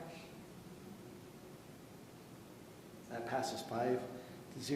Now move on to item number 5, which is an action and a resolution. It's an interlocal cooperative agreement with Utopia. And Andy, I believe you're handling that.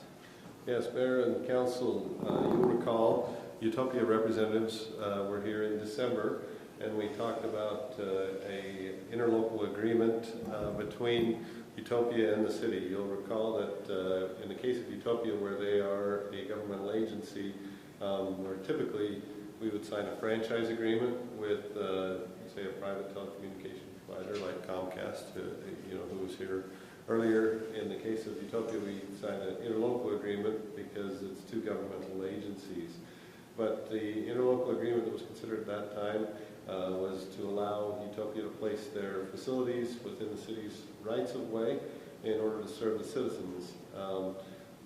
There were some concerns expressed by the council at that time. In an attempt to address that, Utopia has agreed to add 2 provisions to this agreement that weren't in the agreement when we saw it in December. Number 1, in paragraph 18, they've added a provision that if the city opts to go with Utopia for our city fiber-wide network, then Utopia or Ridgeview would count on the take rate. Those services that they put into Ridgeview would count towards the take rate, the mandatory take rate. Number 2, in the case, in paragraph 19, in the case that the city opts to go to another provider, Utopia will give the city the opportunity for 1 year to buy the infrastructure that they place. So basically, we've got a year to figure out what we want to do, and if we choose to go with an alternative provider, we can buy out the network that Utopia places in Ridgeview and make that part of whatever network we chose to go with. I know that we do have representatives of Utopia here, as was noted in some earlier conversations, and so happy to answer any additional questions you have for me, but probably the Utopia representative. I have a question. I don't know who would answer it, but are all fiber optic networks compatible? So if you'd like to address that. Is there, I can invite, we have Roger here with Utopia that you could maybe answer some questions we have on this agreement. He helped us, we sat down, went through some of this. Go ahead, Roger. Maybe state your name and the company that. Yep, I'm Roger Timmerman. I'm Executive Director of Utopia Fiber. So this is a technology question, but happy to go into anything. But the way we build networks are active networks, which means we have a fiber strand for every house. That's the most compatible version. You may hear of terms like GPON or XGS-PON or other things. You can always run an XGS-PON or PON network across a point-to-point fiber infrastructure the way we build them, but you can't go the other way. So the way we're doing it with the conduit and the fiber and the boring as opposed to micro-trenching or whatever, the whole end-to-end infrastructure is the most compatible way to do it. We actually do that because we have third parties that use our networks, where all of our networks are open access. And so we do a lot of like dark fiber leases and other things. And so we design it the most flexible way you can. But the answer to your question is it's not always is it the case that somebody, third party, could walk in and take over a fiber network and plug that into the way they do things. But this one would be. This one would, okay. The reason I ask is because you're saying that we have the option of purchasing the network, acquiring the network, if we opt for another provider or another infrastructure provider. If you decide to do a fiber to the home project, like a citywide fiber project, and you say, we don't want to find ourselves in a competitive position with Utopia, we don't want to find ourselves into a competitive position with the city. We are cities, right? So we said, well, how do we deal with this potential conflict of cities competing with cities? And we just said, well, if you guys make the decision to do your own thing, we'll step out. But we'll have customers and assets, and so we would just say, great, here you go, and negotiate a price. And it's not as easy to say it's this many dollars because we'd be building it. Like, we haven't built it all yet, so it's kind of a moving target. So at the time you make that decision, there'd be a asset evaluation, and we can use a third party to evaluate the asset value and then sell it to you. Is it based on the infrastructure or on a per subscriber basis? It depends, whichever is greater. So if we end up saying, hey, here's an asset but nobody's using it, you say, well, you're going to use it. Like, that's the whole reason you're getting into this, is that you'll use it. So here you go, that's what it's worth. If it ends up that there's a lot of money coming off of that system, then we'd say, well, here, you're not buying the infrastructure so much as you're buying a customer base, which is great because you'll use that revenue in your fiber project. So I just recall when Comcast, for example, acquired another cable system in California, it was based on a per subscriber basis, as opposed to the value of the physical infrastructure. Yeah, networks get sold on whichever one usually is higher. So okay. It's common practice. We're not trying to do anything weird here. No, I understand. In fact, no other provider probably ever will give you this sort of an option where, again, it's by nature of us being cities, we're like, we agree with you. Like, we don't want to find ourselves competing with each other. So this is a way that we give you the maximum flexibility. Whether you do nothing, franchise agreement allows us to expand and grow. If you partner with us, there's a benefit because we'll count that, it offsets the cost because we've paid for stuff already, and also the revenue we get from that will count towards your financial model. If you end up doing something without us, there's still a benefit there. You won't have to tear up streets.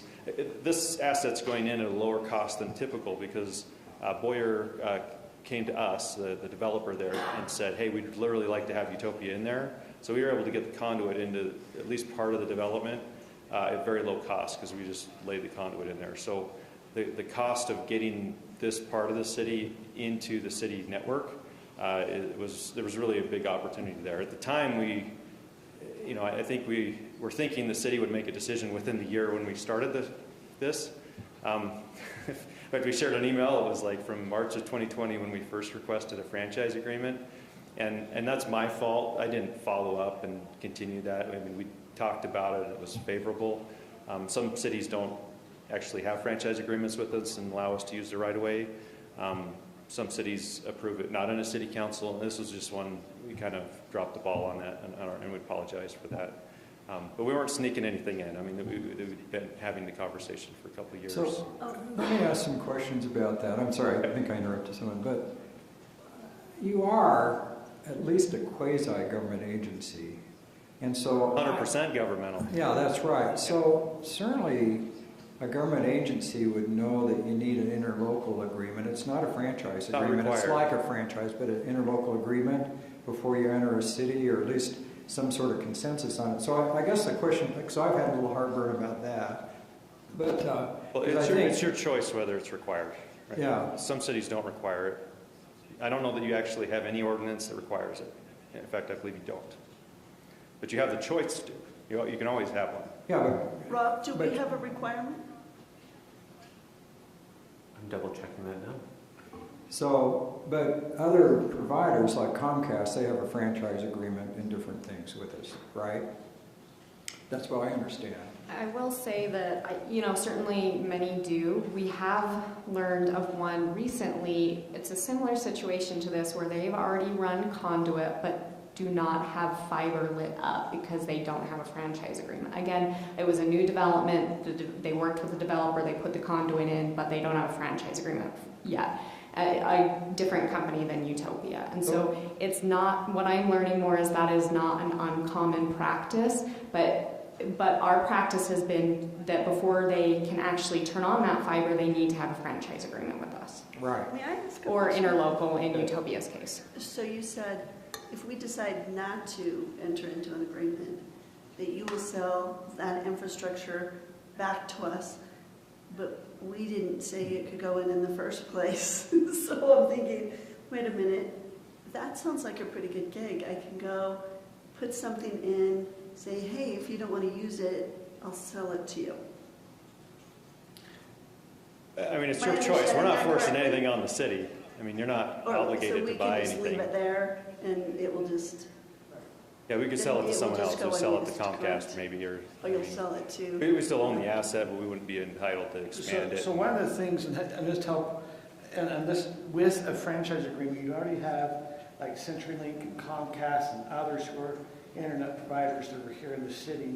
They could have ran and done some over in the Ridgeview. Does that make sense? My understanding is there actually is another provider over in that Ridgeview area.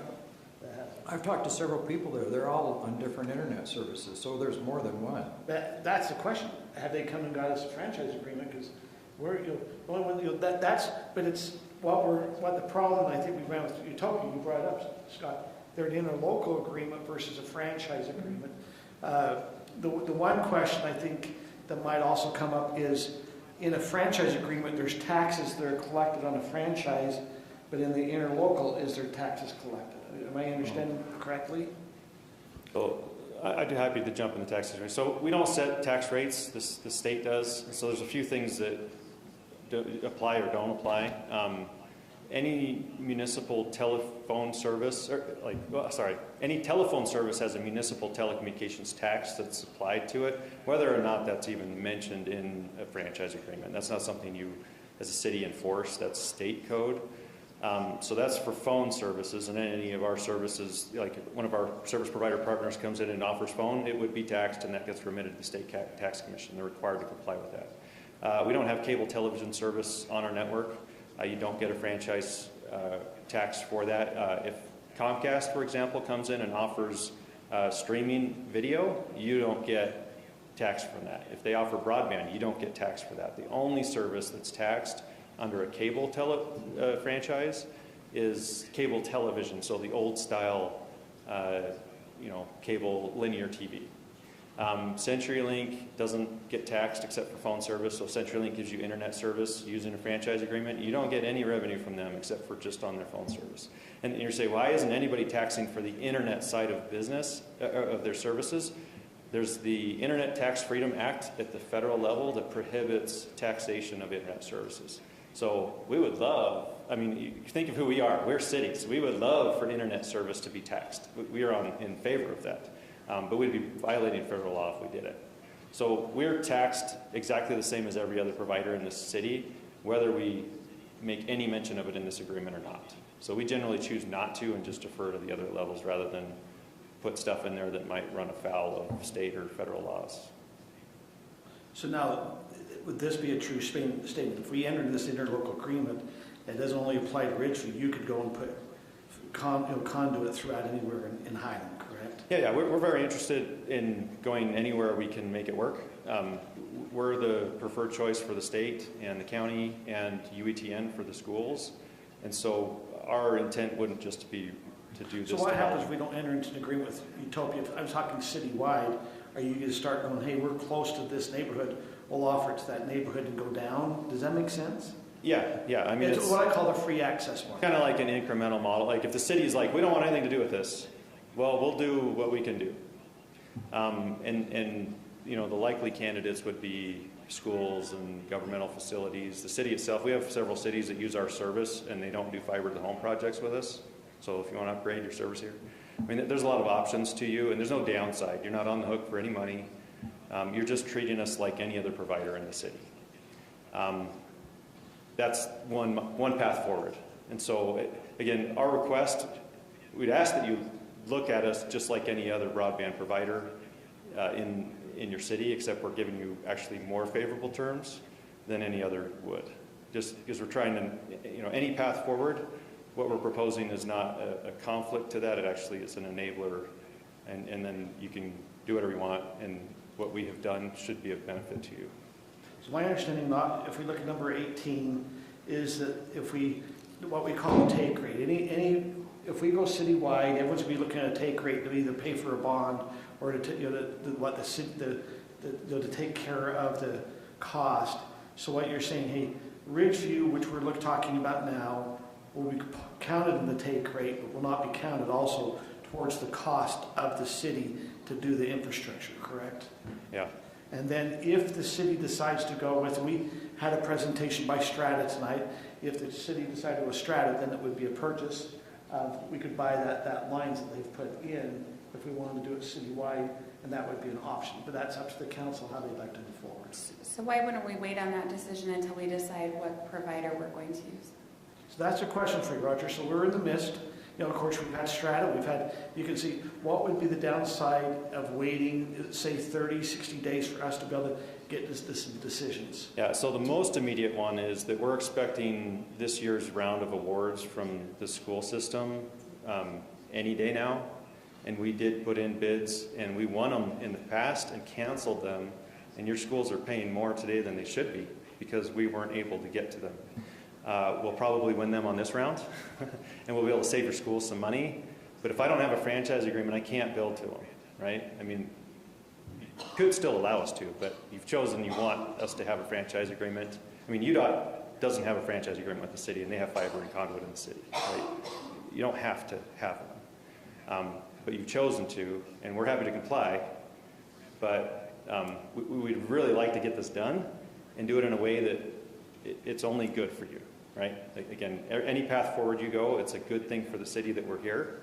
But in the meantime, we can, on our own dime, go build to schools and businesses and homes or whatever may be out there.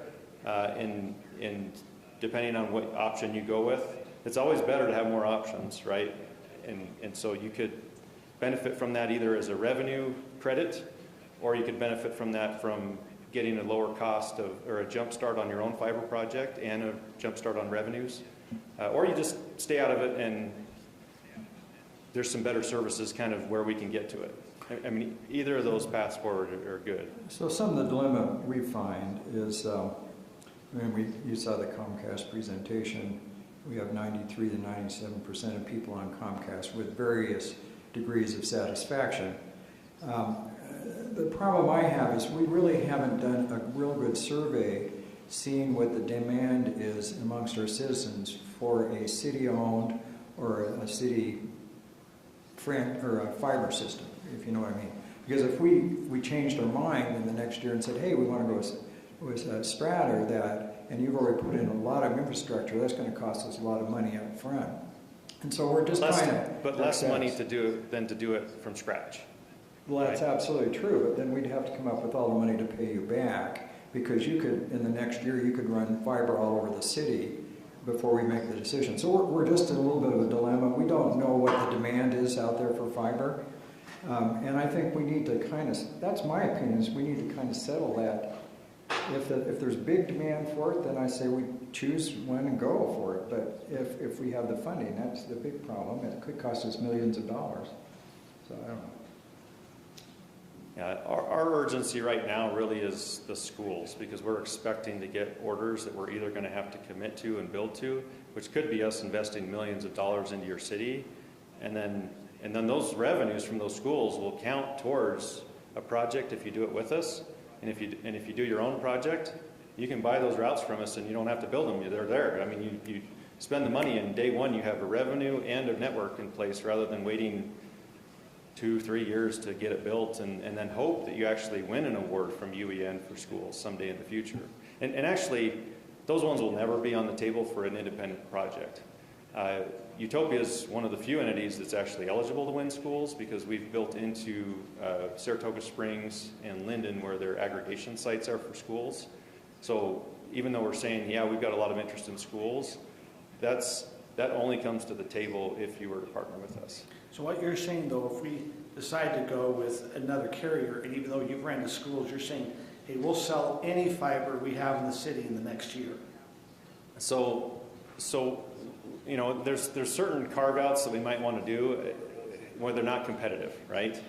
So if we have a fiber route that goes through your city to connect Cedar Hills to Lehigh, we need to keep that. But we would sell connectivity that's intra-city connectivity. So intercity, right, that goes in and outside of the city. We've got to retain some of that for our own purposes. We have fiber in about 60 cities in Utah right now. Some people think we're fiber to the home only, but we have a lot of middle mile and these like school and governmental partnerships. So that's what this is. We need to be able to preserve our ability to do that stuff, but anything that starts and stops within the city, we would sell that to you. Council, what do you want to do? Any discussion, further questions, motion?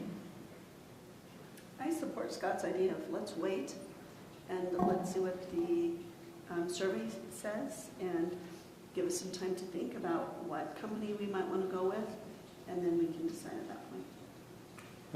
I agree with that. I hate to put you off, because I know you're anxious to get going with the schools and different things. And, you know, 73% of all the property tax I pay goes to the school. And, you know, I think it'd be great to save them some money, but it'll never save me any money, unfortunately. But I would like to continue this personally until we get more information from our citizens about if they want a city-wide fiber optic system by Utopia or Strata or wherever we go with. And I think we can make that decision in the next few months. I don't know. I'm absolutely fine with that. And are you withholding franchise agreements from any other provider? This isn't a franchise agreement. This is an interlocal agreement. And I think you had trouble with that, using that terminology in another city, if I remember correctly. Yeah, So, we sued them. And they won. No, it was... They seem to think they did. So Rob, maybe we better get a little bit of legal situation on this. Is there a concern if we continue this item? You know, we haven't necessarily denied the franchise, we're continuing it.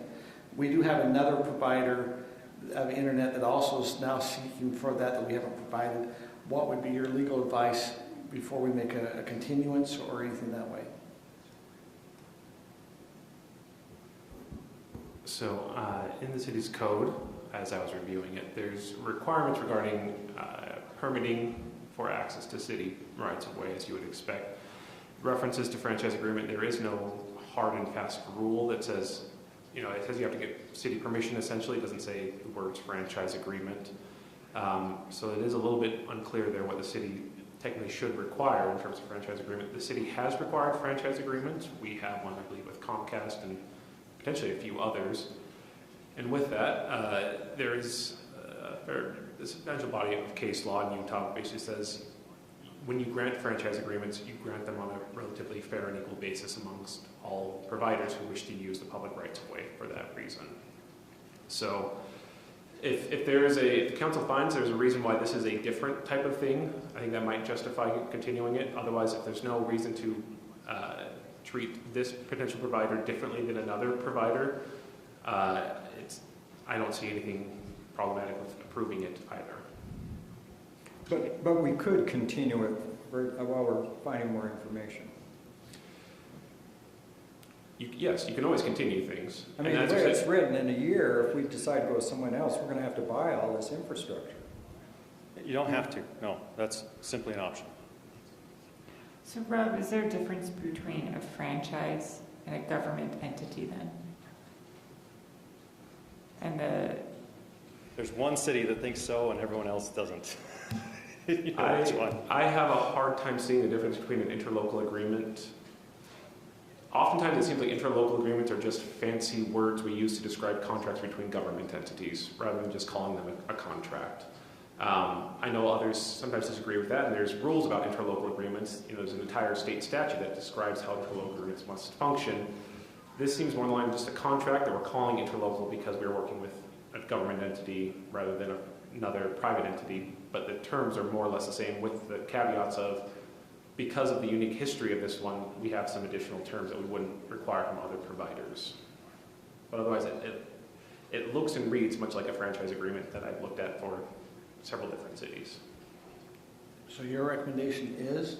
Unless, I would say, I mean, can we continue it? I mean, we can certainly continue it. If they decide to continue it, is there, you know, I mean, or is it something like, hey, we've done it for the others, so we really don't have a, I mean, that we pay if it is a legal aspect, what's? The question is, that would be asked is, what additional information does the council need to grant a franchise agreement to this entity? If that question makes sense. Because there's almost two interrelated questions. One is the question of, what does the city want to do with fiber? Which is a very important question that we keep discussing. The other question is, what information does the city need in order to grant a franchise agreement to this provider? And those are somewhat related in this case, but they are still somewhat distinct questions. And if it's a continuance because we want to figure out what we want to do with fiber overall, but we don't really have a problem with the franchise agreement, I would recommend not postponing it. But if there is a question related to what does this provider need to give to the city in order to make sure we have this franchise agreement correct, certainly postpone it. But there is a difference, Rob, and I think you're missing this. And I'm sorry to argue with the attorney, but there are financial agreements that the city has to, on this bond that they're going to do, if they don't get enough subscribers and different things, it comes back on the city. And if Comcast isn't going to come back on us and charge the city, do you see what I mean? So I just want to understand what the desire in the public is. If all the public says, we've got 75% that would do it immediately, then it makes sense to me, but I don't know.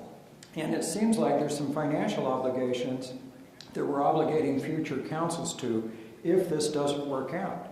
And what we're not agreeing is just a Ridgeview. We're talking about they can have permission to put fiber optics through the whole city, and in a year, if we decide to go someone else, we've got to buy it. So there's some financial obligations that we don't have with regular franchise agreements. In fact, the other franchise agreements pay us some sort of tax in some form, but there's no guarantee with this. And I just like to understand it more, and I don't want to continue it indefinitely. This isn't a vote to say no. What it's a vote is let's find out some more information, and you know, maybe in a month or two we'll know everything we need to. Does that make? I don't think that's Rob, logical. May I clarify as well, because so my understanding is a little bit different than Scott's.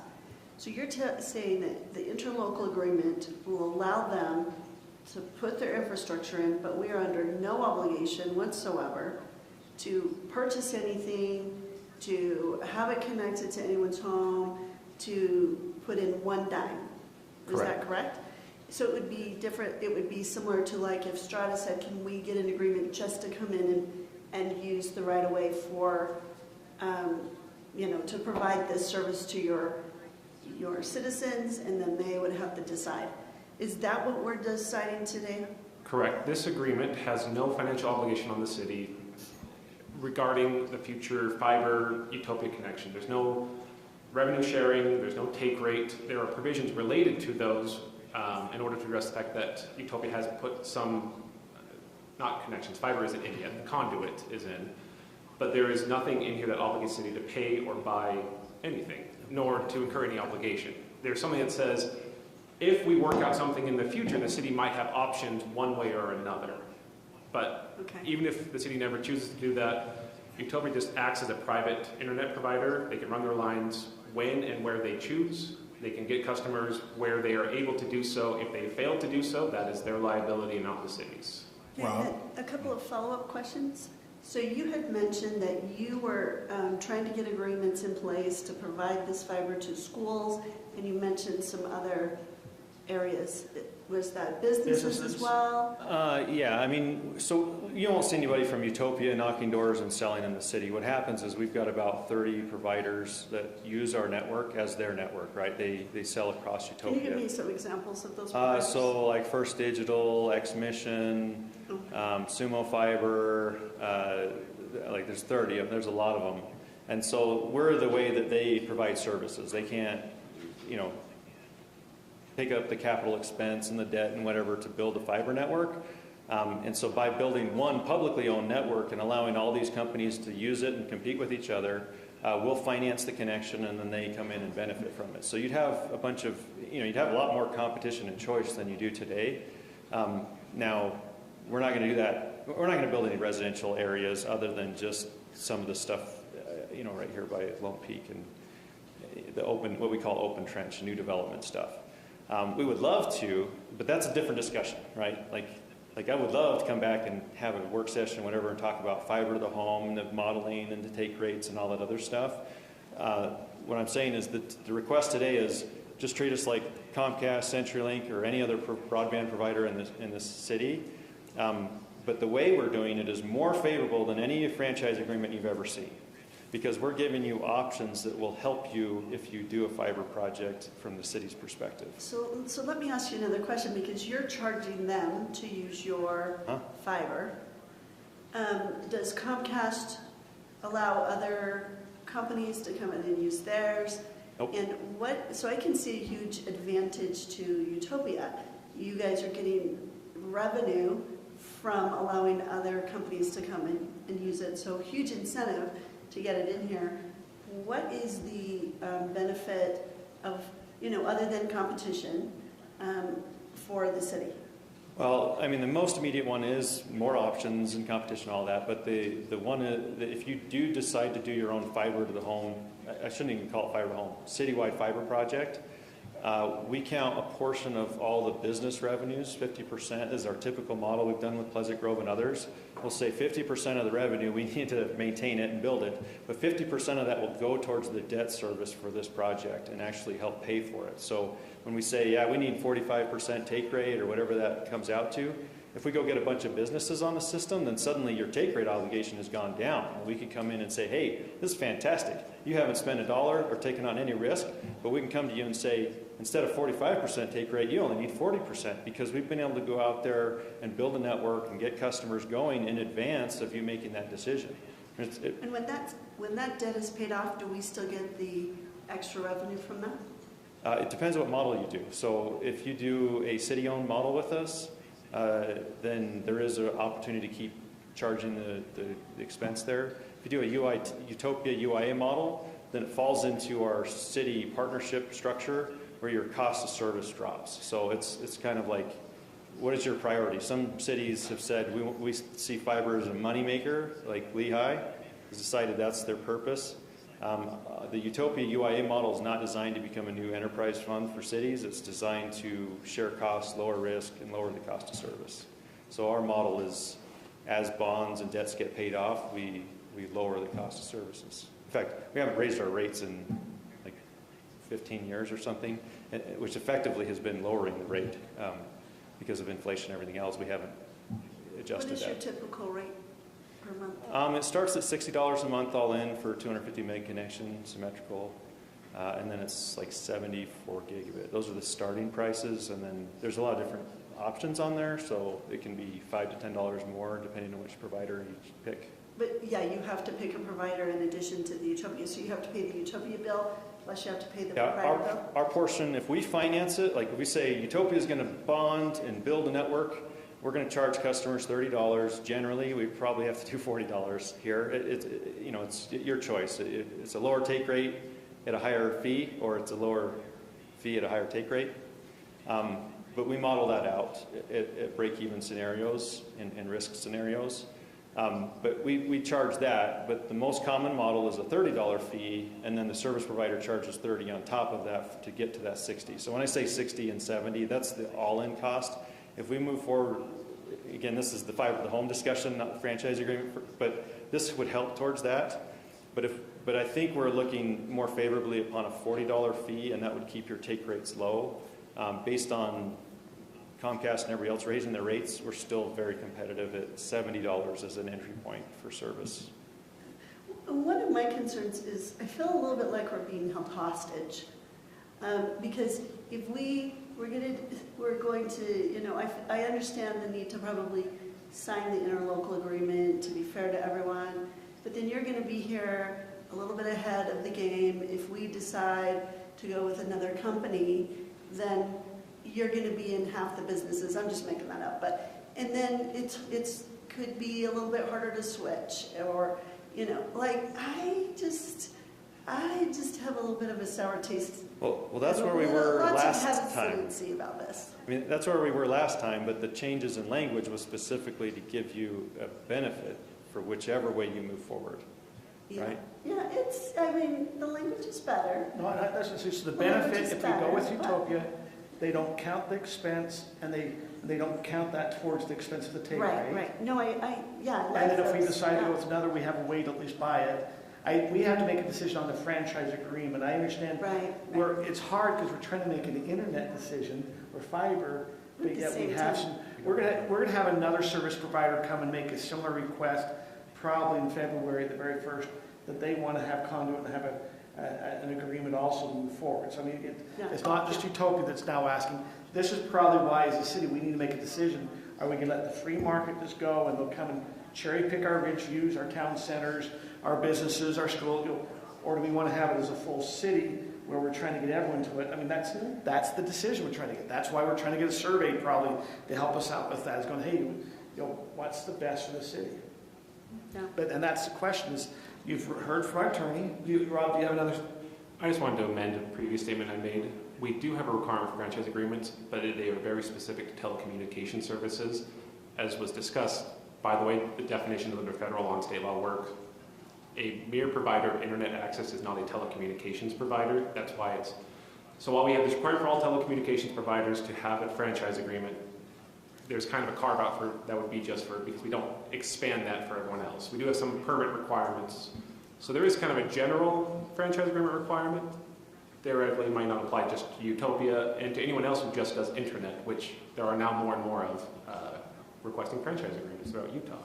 So, Rob, I'll put it in layman's terms, what you just said. I mean, oh, sorry. So, why are you recommending to us? No, the recommendation remains the same. It was just the question of, does our code require a franchise agreement for someone to do this? The answer is yes and no. It's yes for all, quote, telecommunications providers. The way that definition is actually defined, someone who just provides internet is not a telecommunications provider. So, technically, we talk about permits required for just digging in our roads for accessing it, but what talks about franchise is just for telecommunications provider because our code is old before this was a thing. Rob, how does that work with those that are renting their fiber then? Because clearly they're renting to other commercial entities that are not government entities, kind of a third party coming in. If they ever did provide telecommunication service, which fiber could theoretically do, it's a very broad, I'm not a tech person, it's a very broad spectrum thing, you can do a lot of things with it. They would be subject to the telecommunications tax, and they would be required to have a franchise agreement at that point. Rob, isn't VoIP by definition fiber communications, which equals telecommunications? I think we're parsing things. So just, yeah, VoIP or POTS, plain old telephone service, either of those are subject to municipal telecommunications tax, whether or not any of this is addressed in our agreements. Right? Like, And Rob, Okay, so in other words, can we sign an agreement so that Utopia can come in, but not allow for the third-party commercial businesses to come in through the fiber? I don't think so. No.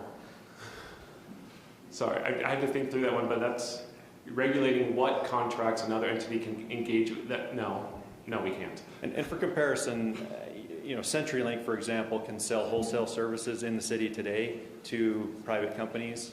And there's not really any ability to prevent that. We could get a connection into the city today on a CenturyLink connection, for example.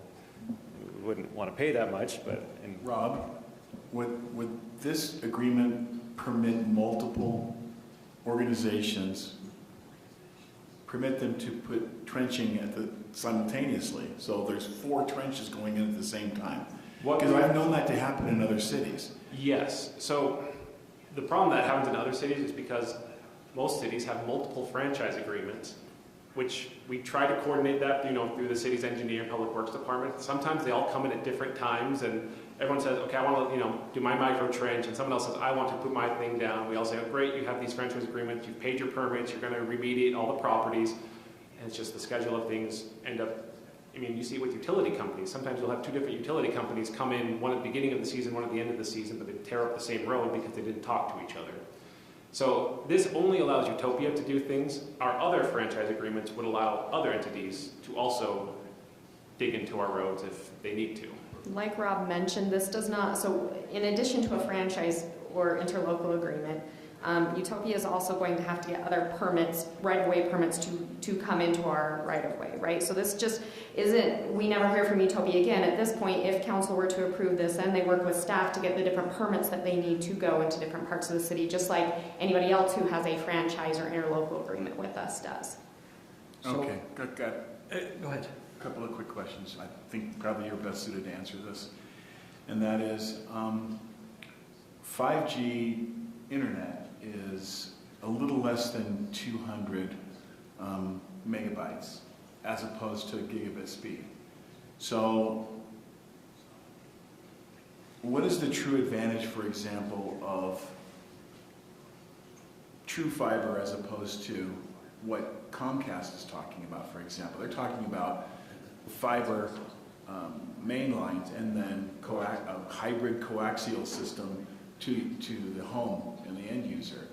So if it's pure fiber, what is the advantage over what Comcast was talking about? So, they've kind of hit the limits of what you can do with coax, and they come up in the lab with a new DOCSIS standard, and they're like, we can squeeze just a little bit more. And they launched multi-gig actually like 8 years ago, and actually had to cancel it because the coax was in such bad condition, right? Like you can't go in there. It's not the same to do a brand new coax into these new developments and deliver a DOCSIS 3.1 or the future DOCSIS 4 connection compared to going to the coax that's been in the ground for the last 30 years, which a lot of the city has.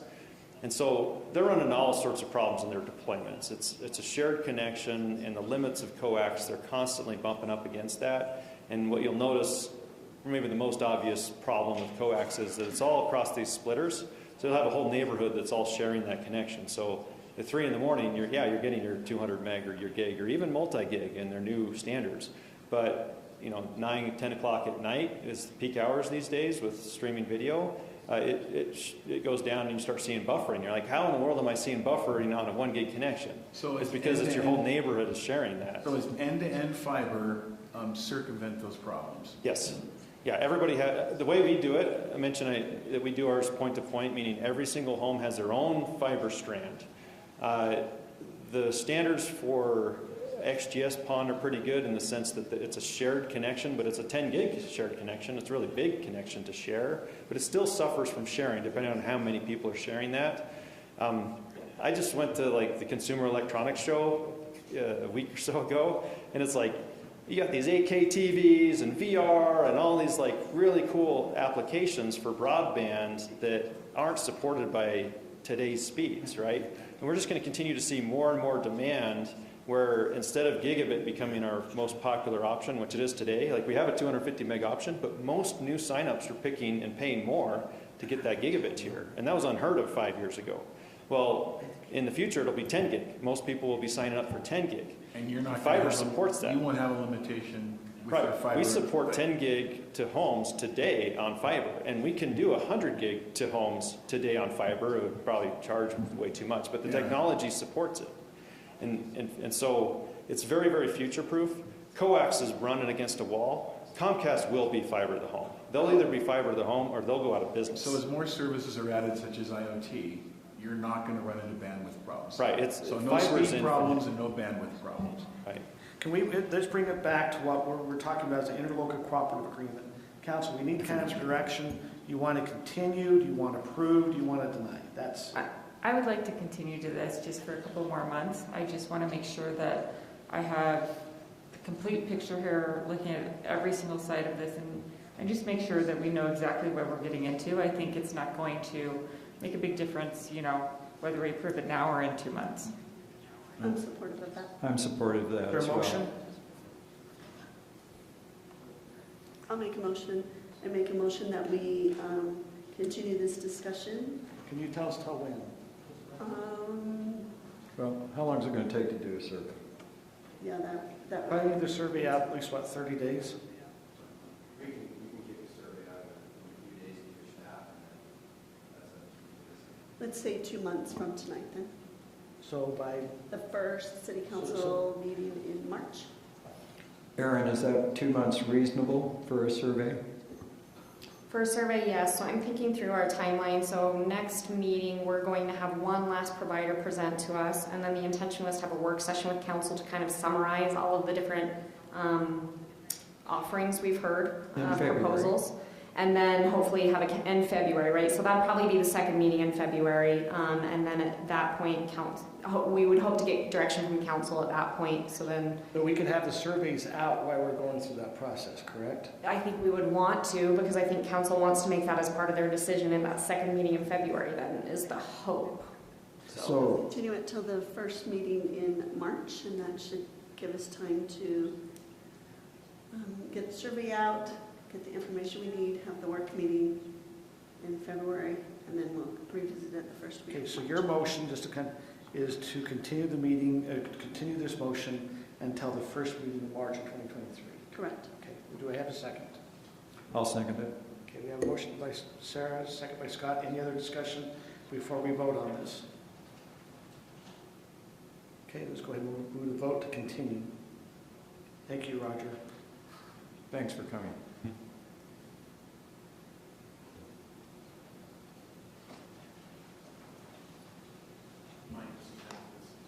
Okay, since Tim, you're disconnected, will you go ahead and do a voice vote? This is to Continue until the first week of March of 2023. You're in, yes. Go ahead and reveal the rest. It passes 5-0 for continuance. Thank you for everyone's time on that. We'll now move to item number 6, which is an action review of the Parks Division operational building bid results. And that is going to be Andy. Sorry, choked myself there. Apologize. Okay, Mayor and Council, you'll recall a couple weeks ago we had just a discussion item about the recently received bids.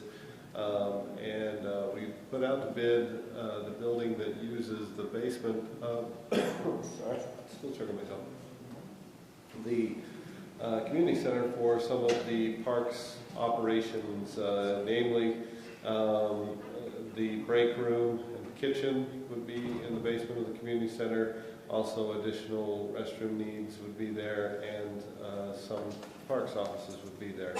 That bid came in just under $1 million, and just by way of a reminder, what we're looking at there, we had a $4,000 100,000 square foot building. This is a basic kind of graphic that we created. This is of the current bid, but we did this so that you would have this in terms of the other options that we're going to look at.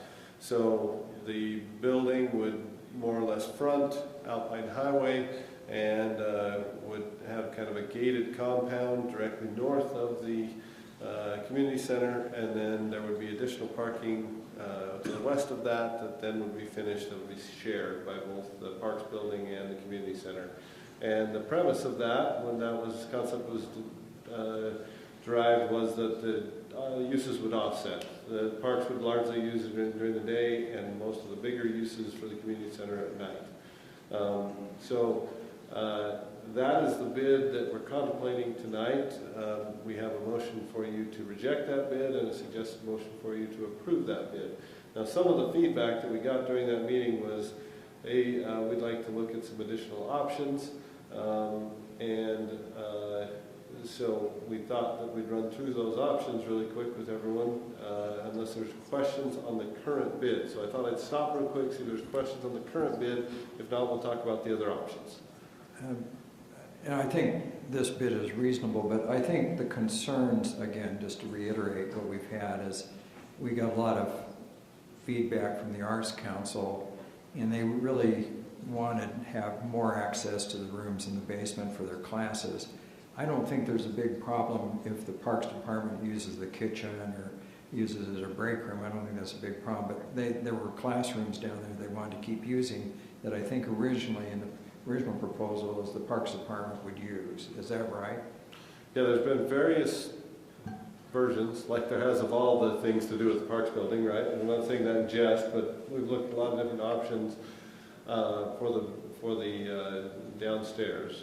Most recently, what we were looking at is that we would use a couple of the smaller rooms that are being used for storage for Parks offices. We would use the kitchen for a break room, and kind of have probably what amounts to kind of some shared, that one big classroom area would share. I mean, some of the seasonals would probably go in there to eat lunch, but again, that's during lunch hour, and then they can still have classes there, et cetera. I think that room is the one that the Arts Council's been most concerned about. And you know, we're not trying to quote unquote take over down there, but we're trying to share the space, right? And that was some of the optimization that came from using that space, is some of these uses whereby we'd otherwise have to build a bigger space to accommodate, we'd accommodate in the basement of the community center. So it's more economical. So yes, it's more economical. We're using the investment that we already have. Okay.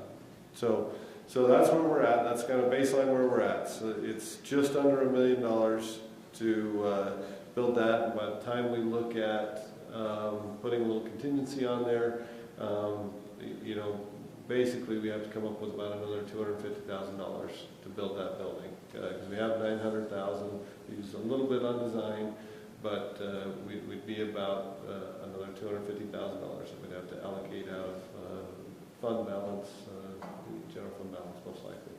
So we'll go to the options that we looked at. And with any option, the key is, okay, what are my constraints to my options? What are the constraints to my thinking, right? So the constraints to our thinking in this case is we don't want to spend money buying land. We want to spend money building a building, right? So we only looked at land in which the city already owned, or locations in which the city already owned land. So, and we'll just run through these really quickly. So Andy, just can you go back to that one? Just the first one that we had. This is the bid we had. At one time, if you remember, there was an extra entrance to be added into the parking lot of the community center. There was discussion about working with the property owner to the west. I actually stopped in and talked to that property owner. They are not amenable to doing any agreement. They don't want to have their property touched. They have exactly 1 acre. They don't want to have anything disturb that 1 acre. And so that is not an option to look at that parcel to the west. Just if we're looking at any options. So. Okay. Thanks for checking on that. Thank you, Mayor. I was unaware of their current feelings, so I appreciate you stopping there. Okay, option number one is located at our well number 1 site. This is on 5600 West. As many of you know, at well number 1, we had to have that deeper area that sits farther off the street that's essentially a big retention basin for when we have to flow the well to clean it out. This option looks at putting a building on top of that retention basin. In order to do that, we would need to run a pipe all the way to the Lehigh Ditch, which is, you know, a couple blocks north of there. And then that would give us the ability to flow the well to the ditch rather than into the big retention basin. We would also have to leave a small basin open here just so that, because every time we flow a well and we turn a well into the city's culinary system, we flow it for a few minutes into its blow-off site. We call it a blow-off site or its washout site, so that we can make sure that there's no discoloration in the water, debris, etc. So we'll run it for a few minutes. Okay, everything looks clean, then we'll turn it into the system. And so we would have a small basin on site for that. The building site is less than optimal in this case, just simply because what's optimal for us is to have the long side of the building, if you will, the 110-foot side of the building accessible for backing in the vehicles. We determined that we need about a 6,500 square foot building as a minimum for the parks, and so this option would make us kind of park equipment in front of equipment, if you will, and so you have to pull out one truck to get the other truck out, but we can fit a 6,000 or 6,500 square foot building there. We would then add asphalt out in front of the building. We'd have to be very careful because none of the storage of fertilizers or other things of that nature can be within 100 feet of the well. The well is kind of at the point where you see those two red lines converging in kind of a V. So there would be some restriction on how we store our fertilizers and our chemicals and our pesticides there, and we'd have to operationally account for that. So who directly owns the property to the south of this? Because the well house is kind of off to the southeast, right? There's a new house that's building directly to the south. Rand's Yeah, his making name new is house. Lane Downs, and he's purchased that and he's almost got a home finished. He's about ready to occupy it. I was going So to go what shows as a blank field here is no longer a blank field. Yeah, and Lane's done a very nice job, built a beautiful home there, Once again, what you're saying, the concern here is we have a well on the site.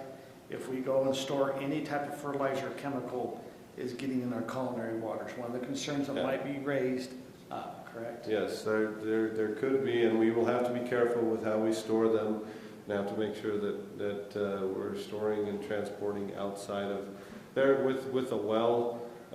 If you can think of it like a target, there's a zone 1, a zone 2, a zone 3, a zone 4.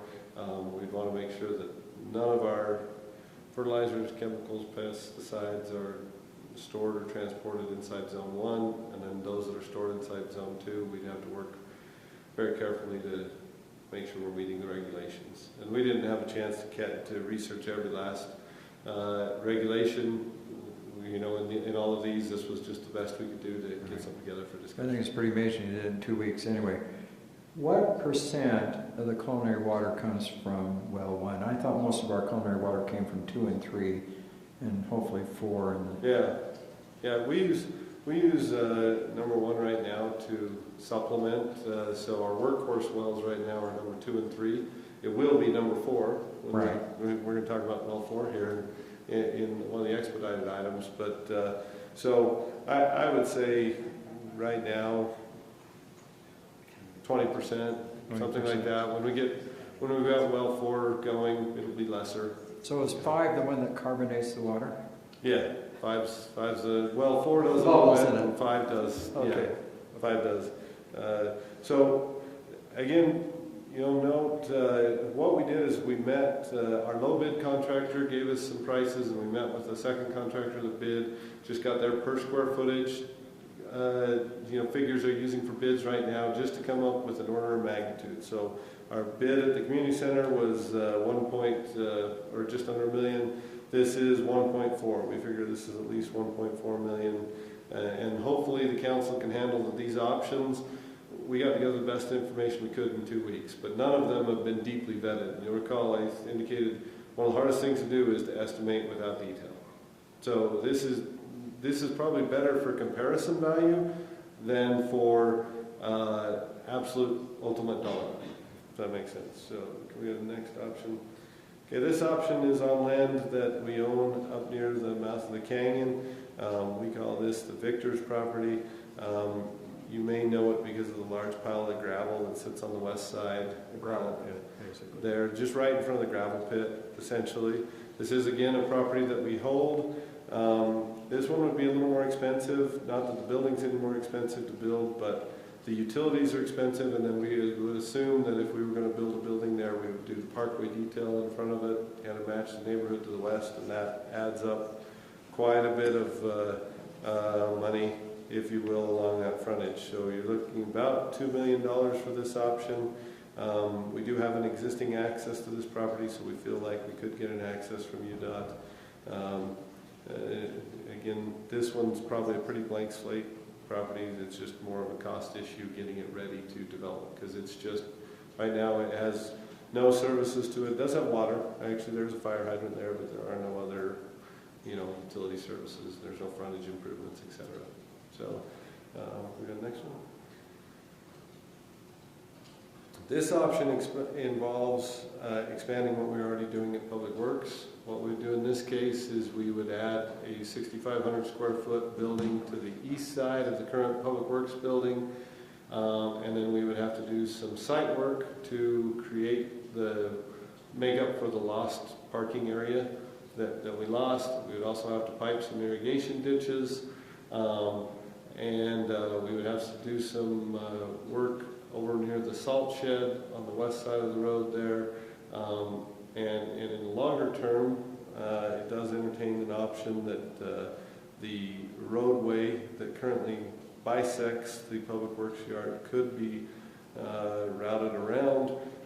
That's certainly an additional expense, but does offer some safety value for the Public Works staff and the neighborhood, the Viewpoint neighborhood, that they would eliminate those conflicts in them coming through. But it certainly comes with a cost. In this option, we've not had a chance to deeply vet the road costs, the irrigation piping costs. This comes with a lot of irrigation piping.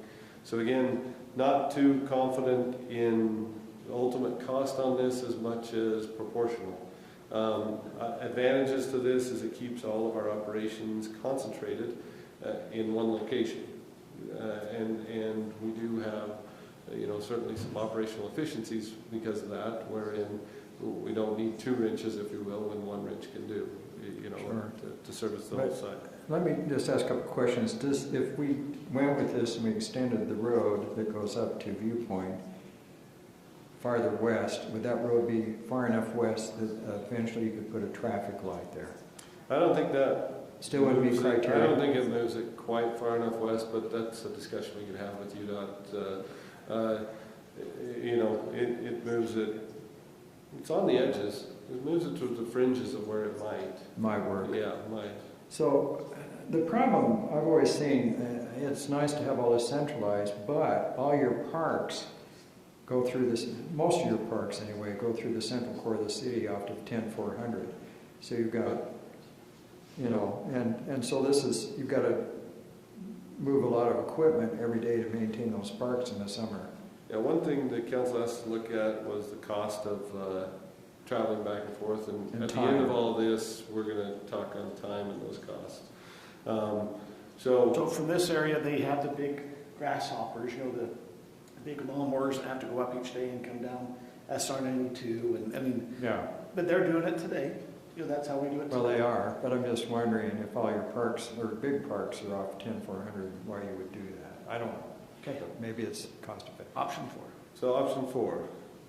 Option 4 is another look, and we took 2 or 3 different looks at the community center. So option 4, if you will, almost turns the community center into 2 sites, meaning we contacted UDOT and it appears that we could at least get a right in, right out access from Alpine Highway on the far north edge of the site. And so in this option, we would more or less make the public works side on the north. You would enter to the Parks building on the north end of the site. You would more or less do most of the Parks Department would do most of their ingress and egress to Alpine Highway.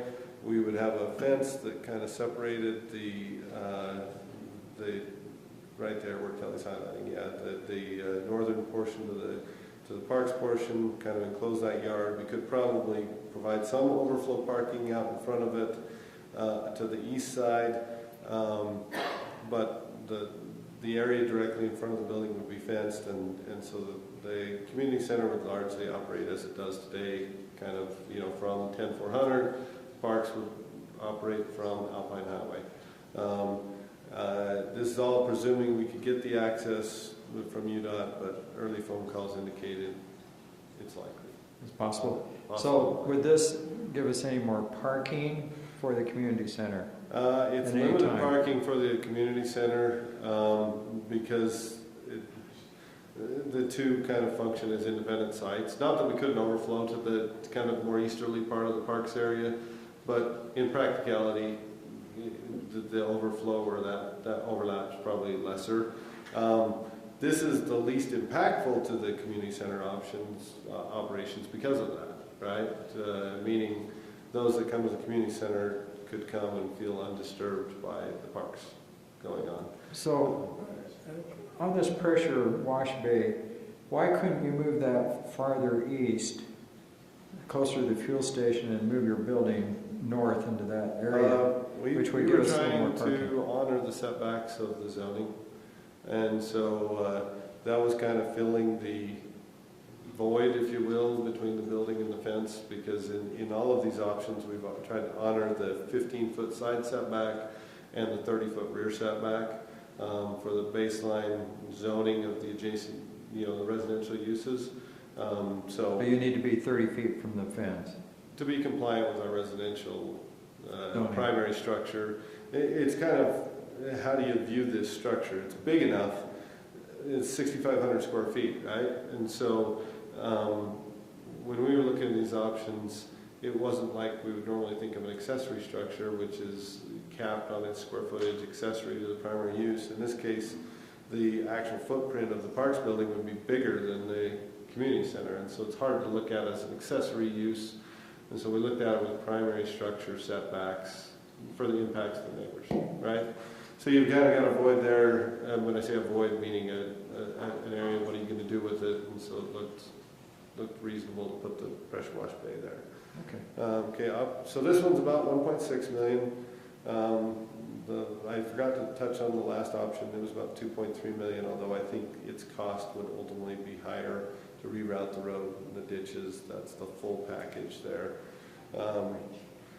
And let's go to option 5.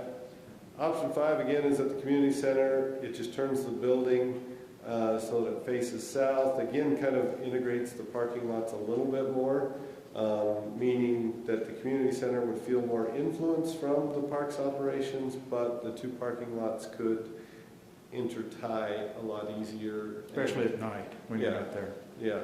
So very similar to the last one, just turned that way. Again, we're counting on getting an access from UDOT that makes the intertie of parking lots a lot more feasible, right? So option 6. This is more or less our current option. It just puts the bigger building, because when we bid it before, we bid a 4,000 square foot building. Now we've increased this to a 6,500 square foot building. Because of that, we had to move the gated enclosure a little bit farther west to give enough room for the trucks to turn inside of the enclosure. And we still have the shared parking to the west of there for the community center to overflow. So what do you do with the bigger building? The bigger building puts all the bathrooms and offices and everything inside of the building. So you're building a bigger building so you don't need to use the basement? That's the premise in all of these, is that we're building a building. we'll call it self-sustaining or self-contained. Would it have a kitchen, or you still use It'd the have a kitchen? kitchen. It'd have a kitchen. So and you wouldn't bathroom. involve the city community center at all? Correct. That was what we heard from the council 2 weeks ago. Staff understood the council say, we want to see options that don't impact the basement of the community center. And so all these options contemplate that parks just, other than they're next to each other, people aren't coming and going into the community center from the Parks Department. So the red triangle, or not triangle, red rectangle on the west side, is that more parking? That's more parking. That's kind of that shared parking area for the community Well, center. this looks like kind of a very good suggestion. Yeah, I mean, well, Yeah, we would hope that all of these are good It's just more suggestions. expensive. Okay, but let's even vet this a little more. If you can move your pressure wash bay and keep the 30 foot, you could possibly get a right in, right out, still off of that to be able to come in there. Because see, one of my concerns is always having the trucks go through all the parking lot out of the community center. Yeah, that's a good idea. So I'm saying if there's Yeah. a way to move that wash bay somewhere, but keep that, you still keep the setbacks, it allows you to kind of get access to the road. Yeah, some combination of the two. You're right. In this case, we hadn't really broadened our thinking, but you're right, Mayor. We could probably do that. I'm just saying you get that. Yeah, I like that idea. Yeah. Excellent. Andy, what is the plan for the current building and property? Are you going to use that at all?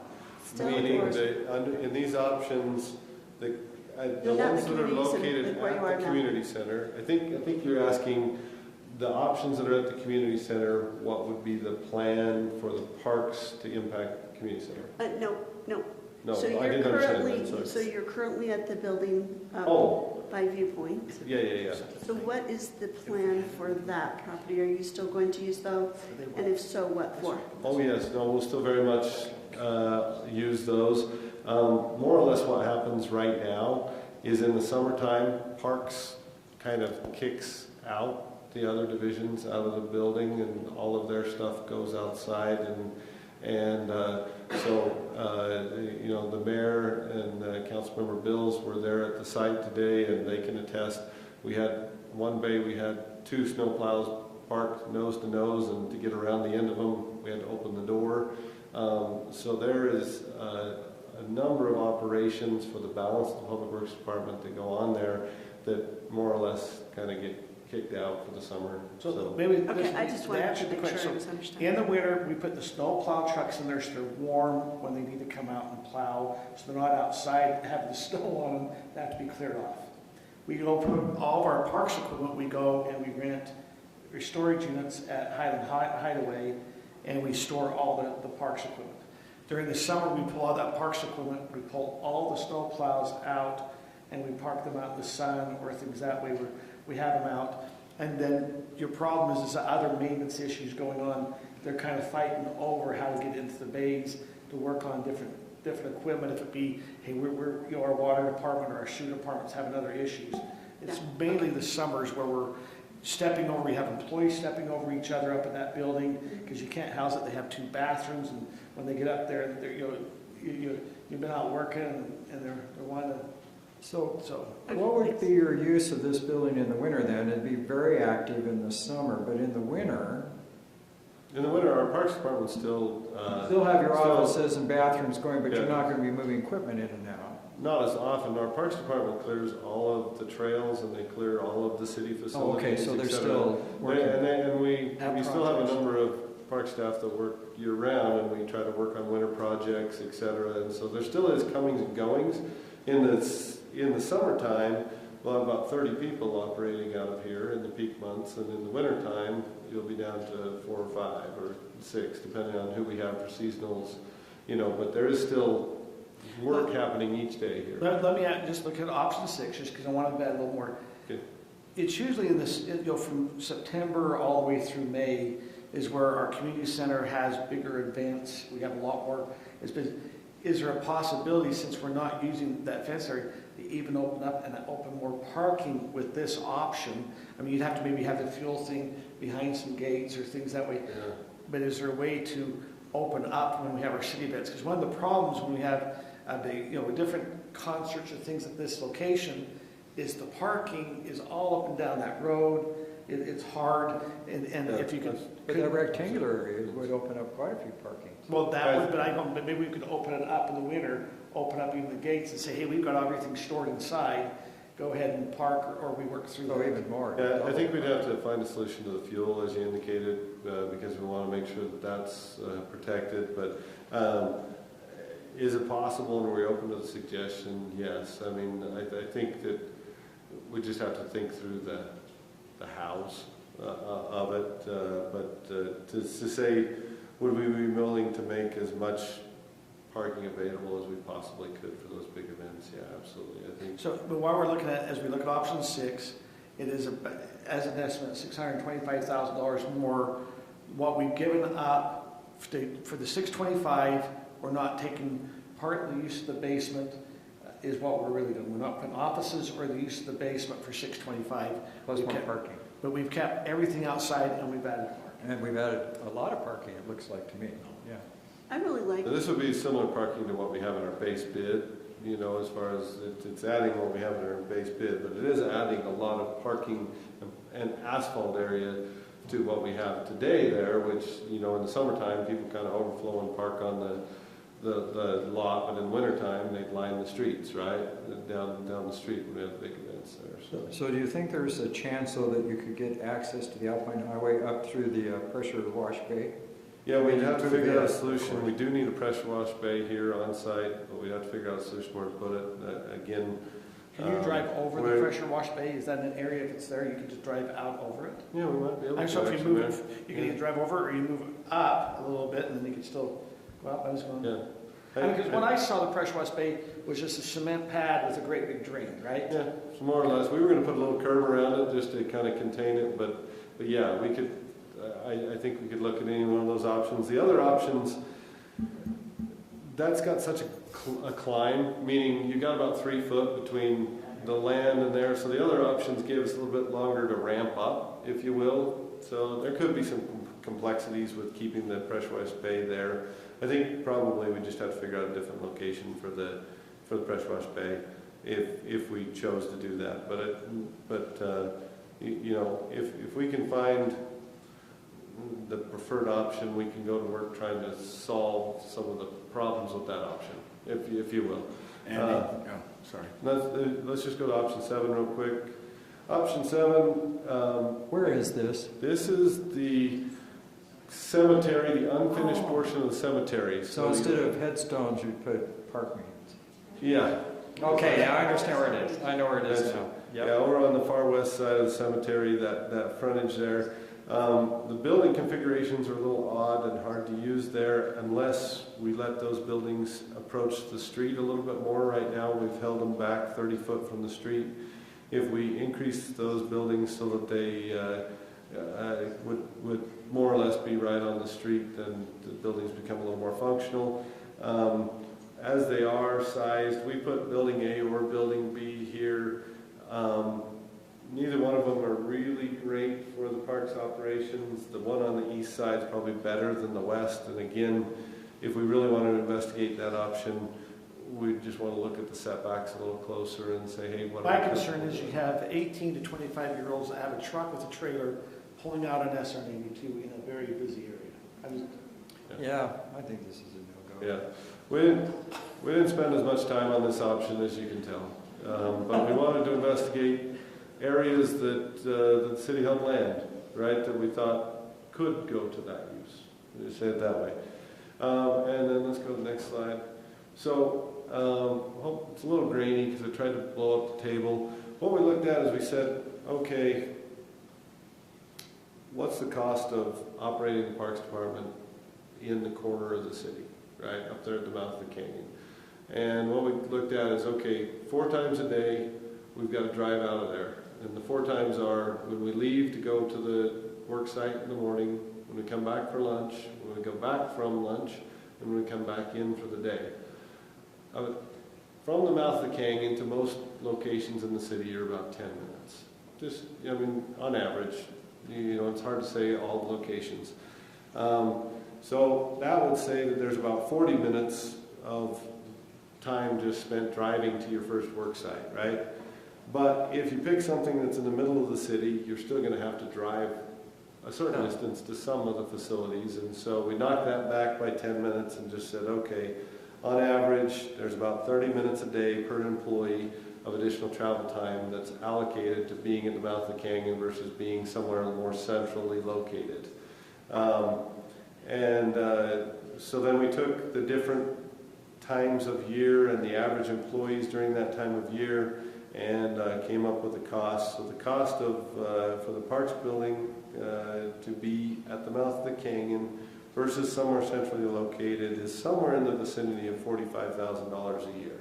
But that does not take into gas costs to go back and Doesn't forth. take into Or gas costs, wear and tear on equipment, any of the rest. It's just straight employee time, right?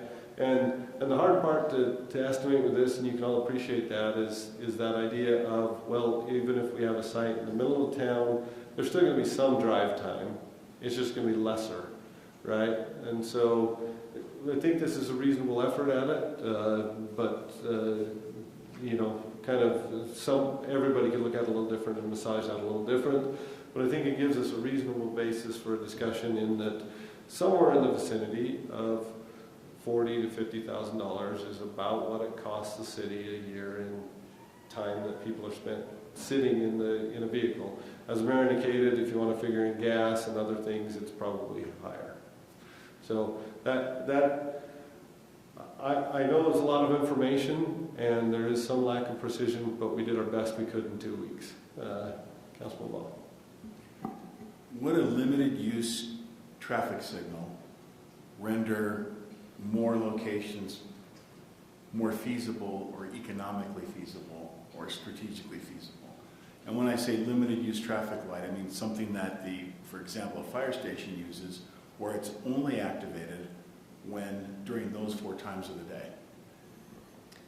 So I think what Councilmember Ball is talking about, so if you look at option 3, right, if we, back to the location at the current Public Works building, if we weren't able to reroute the road, you know, we've talked about that there's concern for the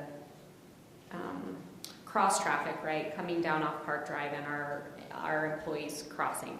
Is it possible to put in like a light that flashes only when we are pulling out, kind of a thing? Yeah, let me make sure I'm understanding. What you're saying is, on Park Drive, put a signal that stops traffic ahead of the conflict point, and during times of heavy cross traffic.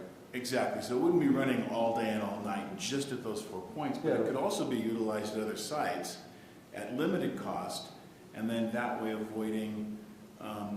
We don't have to choose a site based upon that traffic pattern or the safety issues that would cause. Yes, we could put in something similar to the traffic signal that is in front of Lone Peak for the pedestrians. If you're familiar with that one, kind of straight out the front of the Lone Peak, and it only is triggered when the kids push the button. Right, we could put in something of that nature that would only be triggered when Public Works has exiting drive. You, for example, or whomever would have control over that light and say, we're going to trigger this at this time, this time, this time, and this time. Yeah, we could figure out the points under which it would be used, and relative to the conflict point between our traffic coming and going, crossing the road, we could address that in that manner. Operationally, it's a little more efficient to have that operate as one big site, but that being said, a limited use traffic signal would extend the time period to a yet to be determined future date that you'd want to look at rerouting the road if ever. But it certainly would make it far safer, because one of the concerns from the staff has been if we had and were to embrace long-term parking on the west side of the road, how do we get everybody safely, across to the east side of the road? We do it right now. It happens right now, right? But we're trying to look towards the future. And so how do we do that safely? And to answer your question, yeah, putting in some type of triggered signal device we could address that. Can I make a comment? So after looking at all of your options, which is really great to see them all laid out, and now I can understand why we keep coming back to the community center part. So my personal opinion is that I think the community center location is the best location, but I would like to do that without impacting the community center. So I would be willing to spend a little bit more if it kept the community center. I just don't think that they're compatible uses, the public works and the community center. I think the options up by the gravel pit aren't as feasible. They were way more expensive, I think. And that increase in time and money in driving back and forth from this center of the city, but I think you'll still have that equipment at that facility that you can use for Highland Glen and the soccer fields and all of that. I think the other reason maybe it wouldn't make as much sense to do something at the mouth of the canyon is because eventually something will happen with the gravel pit. And I think it's better to wait and see what that looks like and what kind of, if there's a property swap or what we end up doing up there. So to me, it makes a lot of sense what Councilmember Smith said. Keep it in the middle of the city. I don't think it's realistic by the well, because after talking to your guys today, they were too concerned about the chemicals. The cemetery location seems a little bit trickier. So my personal opinion is that the best location is there by the community center, but do it without impacting the community center. And my personal feeling would be to send you back with all of these options if we say this is what we prefer, and then have you come up with what would be the very best way to do it in that area. Agreed. So that's my 2 cents. I agree with Brittany as well. And I personally think the best one that I saw up here was option 6, depending on whether you can access the Alpine Highway, because there's some advantages to that, but I like the increased parking. I like the fact that there's no involvement in the community center. You've got a bigger self-contained building. I think there's some real advantages. Plus, it's kind of in the center of the city off 10400 where you have most of your major parks. I think there's some cost savings there. Sarah, what's your feeling on this? Yeah. I agree. I think if we can, You agree on the community center site, without impacting the community center, I do like the idea of being able to enter from Alpine Highway and increasing the parking for the community center. So I think a combination of a couple of those might get the job done. I think you could configure it, I think there's a lot of options there if we don't impact the community center. In fact, I think that this is actually a benefit to the community center as well. If they get additional parking and we can repave it at the same time we're doing the rest of the asphalt, it will look nicer, it will feel nicer. I mean, I think there's a lot of benefits there, so that and I think for the long term, like I would have a dream that we could build a beautiful community center out here, right? And then give the other area over to the parks as well, right? So I think, for long term, I think that makes a lot of sense. And I'm certainly willing to try and figure out the budget so we can spend a little bit more in order to have that balance and give you guys what you need and still have the community center. Kim, where are you at? Same. Okay, what about you, Tim? Same. Okay, so here's the one question I really have is the money. So here we have, it's an increase of about 700,000. Is there suggestions? Now we can look at some options. I was talking with Aaron and Rob earlier today about where there was some funding we could maybe look at. We'd have to look to see if it still fits, if it's at the community center. Is there any other suggestions? Because right now we have set aside 900,000, right? Right.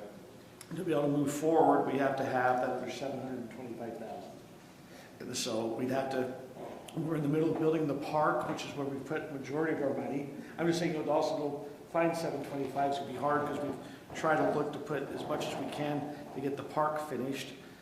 Is there, and then we can maybe look at things. Andy, is there anything you're familiar with, funding-wise, where we can look at? The challenge with this year is we've looked under every rock to find money for Mountain Ridge. And so most of the good ideas that we have on where to find additional monies, we've already used. You remember where I said we needed to store some ladders? This might be a good place to store some ladders. We'll just have to talk on that. So another option, I mean, so like Andy said, this fiscal year, we're pretty tapped because we're pushing everything towards Mountain Ridge Park. Council can always consider, so this is a process we're going through as staff right now with the budget, right, to see how much revenue we have and how much we feel like we can throw towards this for next fiscal year. We do have our reserve funding, so as a reminder, about $100,000 brings us down 1%, right? So we went down to, I want to say 28%. Right, to get Mountain Ridge done. So if you want, another 700,000, if council directed us to take all of that out of one time, would take us down to 20%, which makes me uncomfortable a little bit. It just depends on council's comfort level there, but I think you would have to knowingly know. I think you might need to realize that might be a revenue source you need to consider. Be comfortable with that. That's actually a good suggestion, and Tyler isn't here right now, but I think he stepped out for just a second. Stepped out for a second, but we seem to be ahead of budget on sales tax and ahead of budget a little bit on property tax, so there might be another $200,000 in there. Yep, there might be some one-time revenue this You can dip into year. your reserve the one time, get this built, and build up your reserves pretty quickly. We'll start seeing as the budget comes in, because we have pressure on wages. We've got there was a decision that was made at work sessions. We've got, this, we'll just have to start to see as the budget comes together where the money's lying at. And this was one of the highest rated things that council voted on when we did our work session a week and a half ago, was finishing the funding for this. So it is one of our priorities as we're putting together our budget right now. As we look at staff, do you have the motion, do we need a motion now to go and deny? Yeah, because we did receive the bids, we need to take action either to approve or reject the bids. So here's a motion to approve. If you go to the next slide, there's a motion to deny the bids. If you choose to reject the bids, we did ask that you give us some guidance as to which option you liked. You could even fill that in and say, based on what I heard, I'm going to say if you reject the bids, investigate options at the community center that, build the bigger building, stay out of the community center, and maximize the use of that site. And I think we heard some ideas that kind of took an element from each of those 2 or 3 options and said, hey, put those in a blender and let's see if we can get the best site plan to spit out, so to speak. I'll make the motion. Are we ready?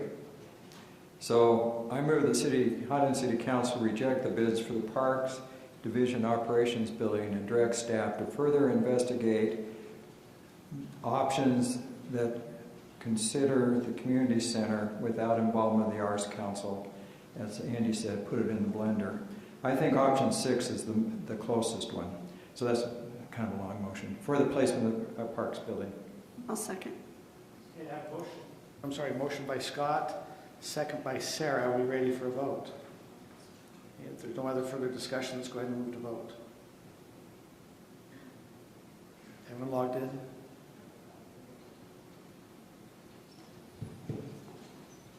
Tim, were you able to get in? Oh, okay. That passes 5-0. Okay, we'll now move on to item number 7. This is a expedited item, which is the action agreement for the grant of funding from the Government Office of Economic Opportunity. Andy. Just a quick rundown. This is to approve the actual contract to accept the $1 million grant from the Governor's Office of Economic Opportunity, and this is the grant through for which we hired the city's consultant to help us target this grant. And so I think at this point we've talked about it quite a bit. Happy to answer any questions, but can you go on to?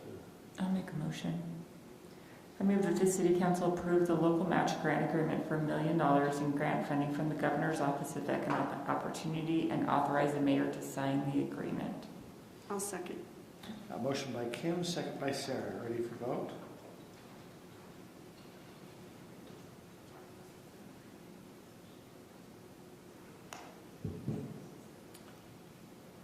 That passes 5-0. We now move on to a discussion item which is item number 8A, is council procedures, personnel policy, and city officers update, which is Rob Patterson. Thank you, Mayor, City Council. This was a recommendation, or I guess a proposal we discussed back in October, updating the council's policies. We had some old ones, there's some intervening draft ones that never really got adopted. And as we kind of delved into it, we saw some interesting contradictions in our code and personnel policies related to city officers. There's some questions council had. So as you directed, we kind of took a stab at drafting a lot of documents. It ended up being a little more than I thought it would be. So did a summary in this and even a shorter summary here. So the goals in going into this was to clarify who a city officer as opposed to staff was, how they are appointed and removed, what's the relationship between the council and mayor and city officers and staff, and then to set council policies for meetings. How are agendas and agenda items set, how are information presented, and what rules govern motions, decisions, just the process. So these documents, it's a mix of a policy for the council, some code amendments, and then some amendments to the city's personnel policies to address all of those things. So in answering those questions, our current city officers, by state law and city code, are city administrator, our city attorneys, so that's me and the city prosecutor, city engineer, city recorder, city treasurer, justice court judge, and then we have police and fire chiefs, but they're handled through the Lone Peak Public Safety District. Separate from our officers, this is one of the changes that wasn't super clear in our policies, personnel policies. We're saying department heads are separate from city officers. So department heads may still be at will, but they're not appointed by the council. Only officers are appointed by, or technically appointed by the mayor with the council's consent. Department heads are just treated as employees under the city administrator's supervision. We're also proposing a, quote, new city officer, Tyler. We've had a position of city finance director. Nothing's really changing, except we're now giving Tyler the title of an official officer of Highland City, and we're creating a new code section that just says that he does the job that he's already doing. All that would really change is that his employment would change from, and any future finance director would change from just at will to only being removed as we would remove any other officer of the city, which we'll get to in a second.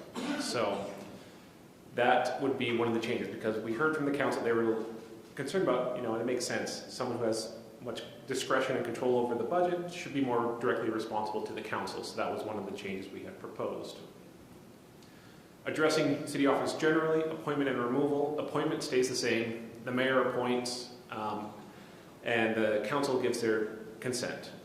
And I say it stays unchanged. We haven't always followed that process in the past, but that is what the rule has been. We're going to be more diligent about following it. We also clarified that we don't have to reappoint people every year. They just stay in their position until they quit or they are removed. We had a lot of different options in removal. There's 3 different contradictions I found in our code and policies. So what we have proposed in discussions is an officer, so again, those people we just discussed, can be removed in one of 3 different ways. Administrator and majority of council and mayor, or administrator, all of council without the mayor's consent, or the mayor and all of council without the administrator's consent. The thought process behind this was the city administrator does still oversee all city officers as employees, so the city administrator should have some say in the process. However, there may be times where the officer is not doing the job that the council desires of them, even if the city administrator likes working with them. So we wanted to make sure there was a method of, if the council didn't like that officer for whatever reason, didn't feel they were doing their job, there was a removal process involved. And again, feel free to jump in and ask questions at any time, because there's a lot of different topics, so I don't want to jump past. This is kind of all of the officers' So this is stuff. item, I think, 3C, or number 3. This was number 3 in the staff report. Staff report, it's 3A, B, and C.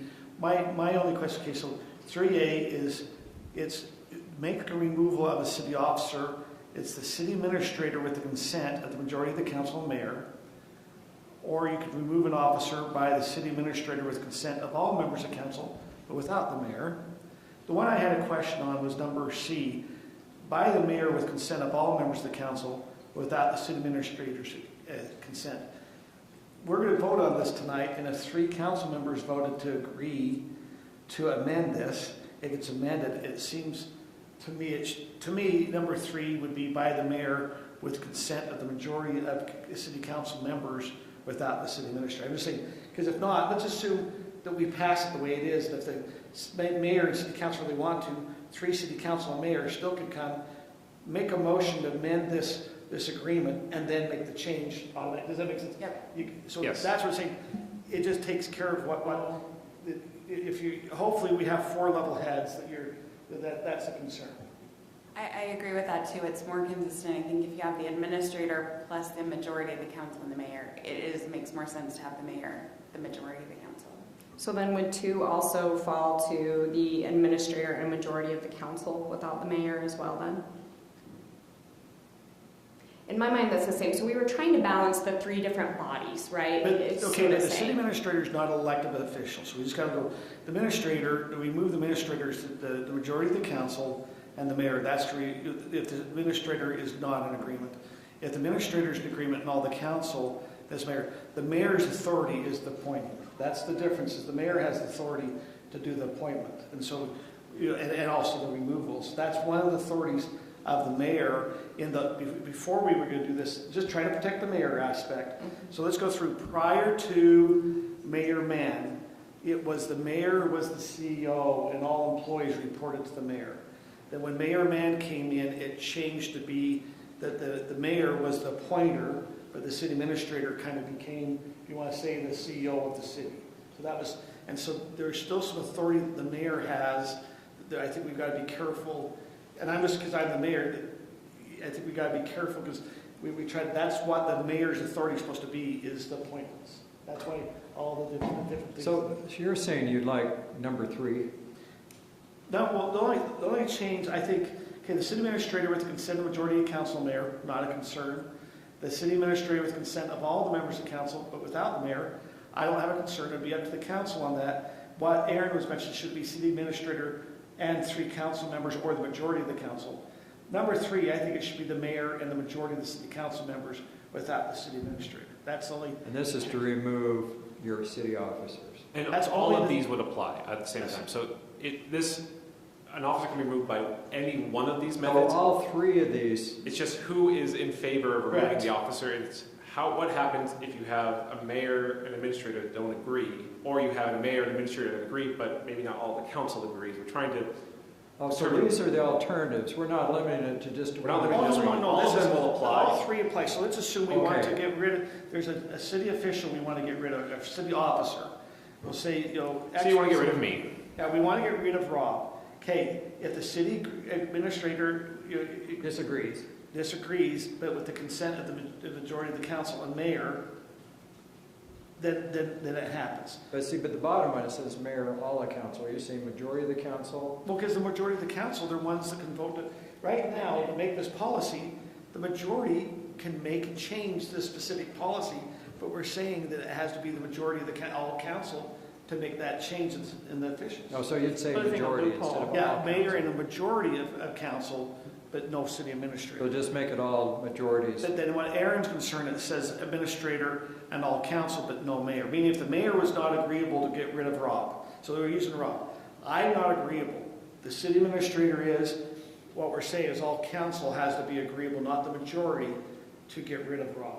Do we ever do anything that's 4/5 instead of the majority, which is 3/5? We do 2/3 Or all, which is voting. 5/5? Yes, the 2/3 vote is a 4/5. It's a supermajority vote. And in Yeah. fact, it applies, it's referenced in here a couple of times, it's usually for closed sessions or to expel a council member, which I have never seen happen. Can you and I hope expel to the mayor? never see. I would never want to do that, but it's not in there. You can, it's a council member, I don't ever want to see that happen. I would never do that, especially to Mayor Osler. So those are votes that do require what state law calls a 2/3 vote. In practical terms, would require a 4/5 council vote. Correct. You could write that instead. I mean, this is all just a draft, so we're not intending for the council to make a decision tonight because it's a lot of information. We just wanted to just give you a presentation and talk through what you wanted. Okay. I think it looks good. Just close the loophole. What's With the mayor plus all council, no administrator. So majority of council. There has to be majority there. That's your For level just of the C or for also B, Councilmember Rosella? So you have B is by city administrator with consent of all members of council, but without the mayor's consent. This is where the question comes in of authority.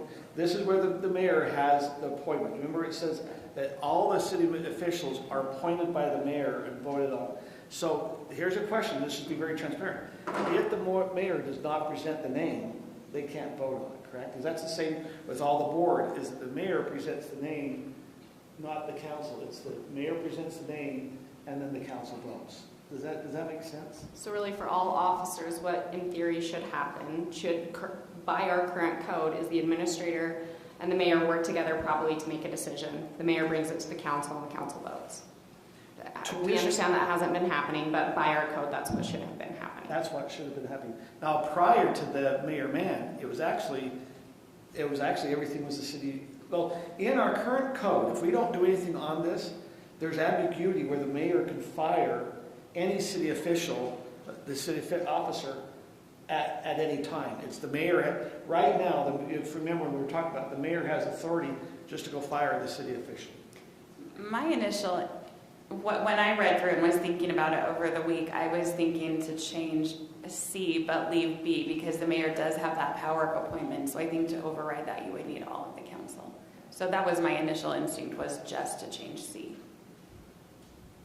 Also, because it's super bugging me, in the actual code that's at the very bottom, it says that the zip code for Highland City Office is 84005, and it's bothering me because it's not. That's Eagle Mountains. That is mine. So anyway, that's in number 2. Now, just because we are here now, Rob, we need to come back. So council, because this is just a discussion item. We're not voting on this tonight, but it would be brought back at a later meeting where there would be a vote. Is there concerns on, as we look at number 3, A, B, or C, on what would be your recommendations there, to keep them or to make a change? My recommendation would be to C. I heard that from Brittany. What's everyone else's feeling? Can I voice one more thing before you ask for your informal vote? One thing that I want you to consider, Mayor and Council, and I'm not trying to speak for me currently. I'm trying to speak for the future. I'm trying to set up a situation where we provide some level of continuity and security for our at-will, for our city officials, or excuse me, good heavens, officers. What's the wrong word? Officers.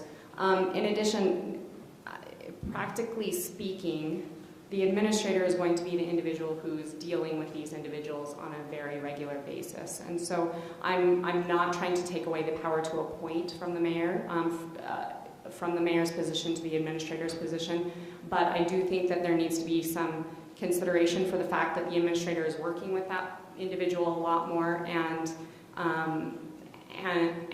we're trying to prevent, on all bodies, we don't want, if there's a rogue administrator or a rogue mayor or rogue council members, as we're seeing, causes contentious issues even in nearby cities, right? And is causing a lot of staff turnover and things like that. And so this was to try and balance that. I understand what you're saying though, and this is not a follow my sword issue, but it is something I wanted to voice to you.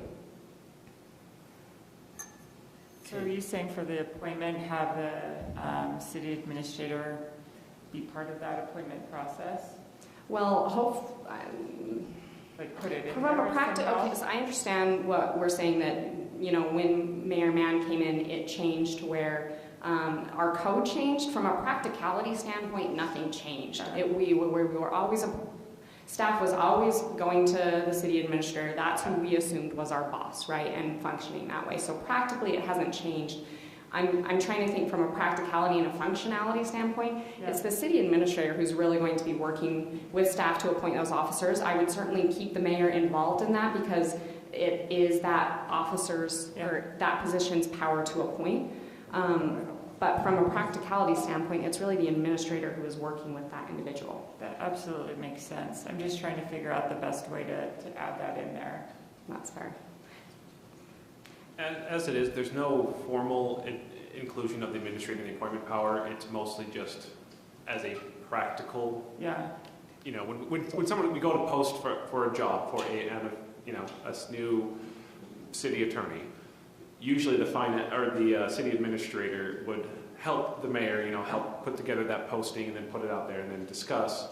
There's nothing that formally requires that. That's just how Kansas City has been operating. So do we want to put like mayor with advice from city administrator and consent of council, or how should we put it, I guess, is what I'm asking. But What's I the best think way to put C it? is really more about removal. Yeah, so C, we have decided mayor, majority, no administrator. So Aaron's talking about the appointment one. Actually, I was referring to C, but you bring up a good point, Kim. Oh, sorry. I think both of them have credence. Like, I just don't want this position to be left out of that, of a position, of a decision to remove without some serious consideration there. Okay. But from a practicality standpoint, you're absolutely right. A really does involve the city administrator heavily. Sorry, not A, appointment. Yeah. Well, no, and I think that one of the concerns you struggle with is you try to look in the future. If you have a good relationship with your city administrator and your mayor, let's assume there's not. I would assume if there's a struggle between the mayor and the city administrator, the mayor is going to be working with the council, to be honest, to try to make a change. Let's just be very transparent that way. If there's a struggle going on, there's going to be a change. That's what I'm saying. Really, if we get going down here where we're going to hold it, the mayor and all the council are trying to do something and not the city administrator. We're going, okay, what's our concern? And this is what, and I talked with Aaron, I'm going, yeah, we always say that. There can be a rogue council mayor. And I understand the concern of saying, hey, you want to get that. But I'm going, well, to me, my only thing is going, it just seems funny that the person that's going to vote on this will be the majority of the council. It's not, to approve this, we can't have in our code that it has to have the majority, but yet we're saying that it has to be the majority to overpower the administrator. But yet our voting could be three city council members can do it. I'm just going, it just seems, if I was going to be an authoritarian mayor and I wanted to overpower the city administrator, I would get with 3 council members and the mayor, I would change this, and then I would come make that motion. I'm just saying, if that's what I said, I'm not sure we're really protecting. I'm just trying to put the political process in what we're elected as the aspect of being able to administer. Now, I don't want to come and run the city. Does that make sense? That's not what the goal is to try to, and I think I would be silly to try to hire someone without the city administrator. But I think what Aaron's saying, are we going to have a mayor and try to hire? Now, in order to do that, you have to have the majority of the council also agree. Yeah.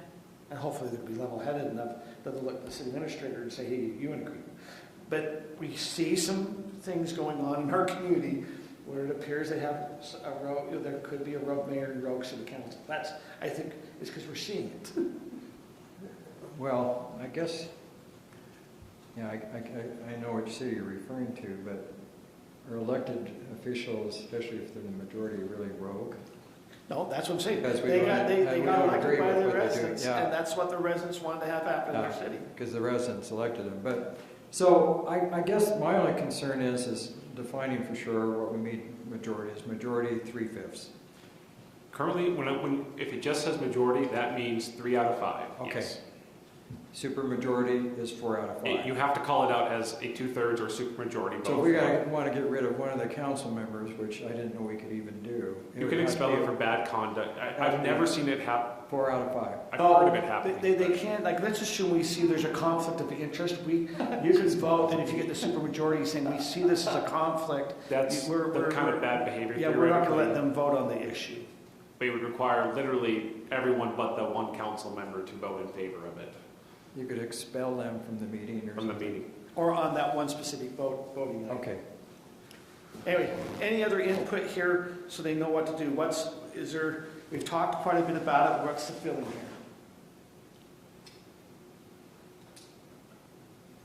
So, Rob, with our form of government, is it possible to add in something about, for appointment, mayor with the advice, something with the city administrator getting added in there? Given our form of government. Can you just say mayor with the advice of the city administrator? Or is it advice? It's the city administrator with advice of the mayor. I don't know. So that's what you have to understand. We have a form of government and how we're supposed to govern the city. Double checking the form of government. It's supposed to be a strong council, weak mayor. Strong council, weak mayor. But with the mayor's strength is in the appointments. Right. I thought we were a 6-member council. 6-member, it's called the weak mayor form of government because you're a 6-member council, one of which is a mayor who doesn't have voting powers. The strong mayor form of government is, probably we have a mayor who is their own executive department, separate from the council. The mayor... And what's Orem? I thought that's a 6... The city manager form of government, which no longer exists in our state code. That's an old form of... It may Those not here, exist there either. The appointment power is one that can be adjusted by the council through the ordinance process under the form of government. So if the council so chose, staff could work on a draft amending this to include the city administrator as part of the appointment process. Appointment of city officers. Of city officers, correct. So wouldn't it be the mayor with advice of the city administrator but consent And consent of the council? I wouldn't want to remove council, certainly, just add in the administrator. Oh, you could say advice, yeah. This is now, what's the word advice? You ask their opinion? Yes, that's, as I would interpret it, if it's advice, it means you talk to the city administrator about it. But if the city administrator says, I don't think that's a good idea, you say, well, thank you for your advice, but the council is the one who gives consent. It could be mayor with advice of city administrator. And then advice and consent of the city council. Right. There it is. I understand what's going on there.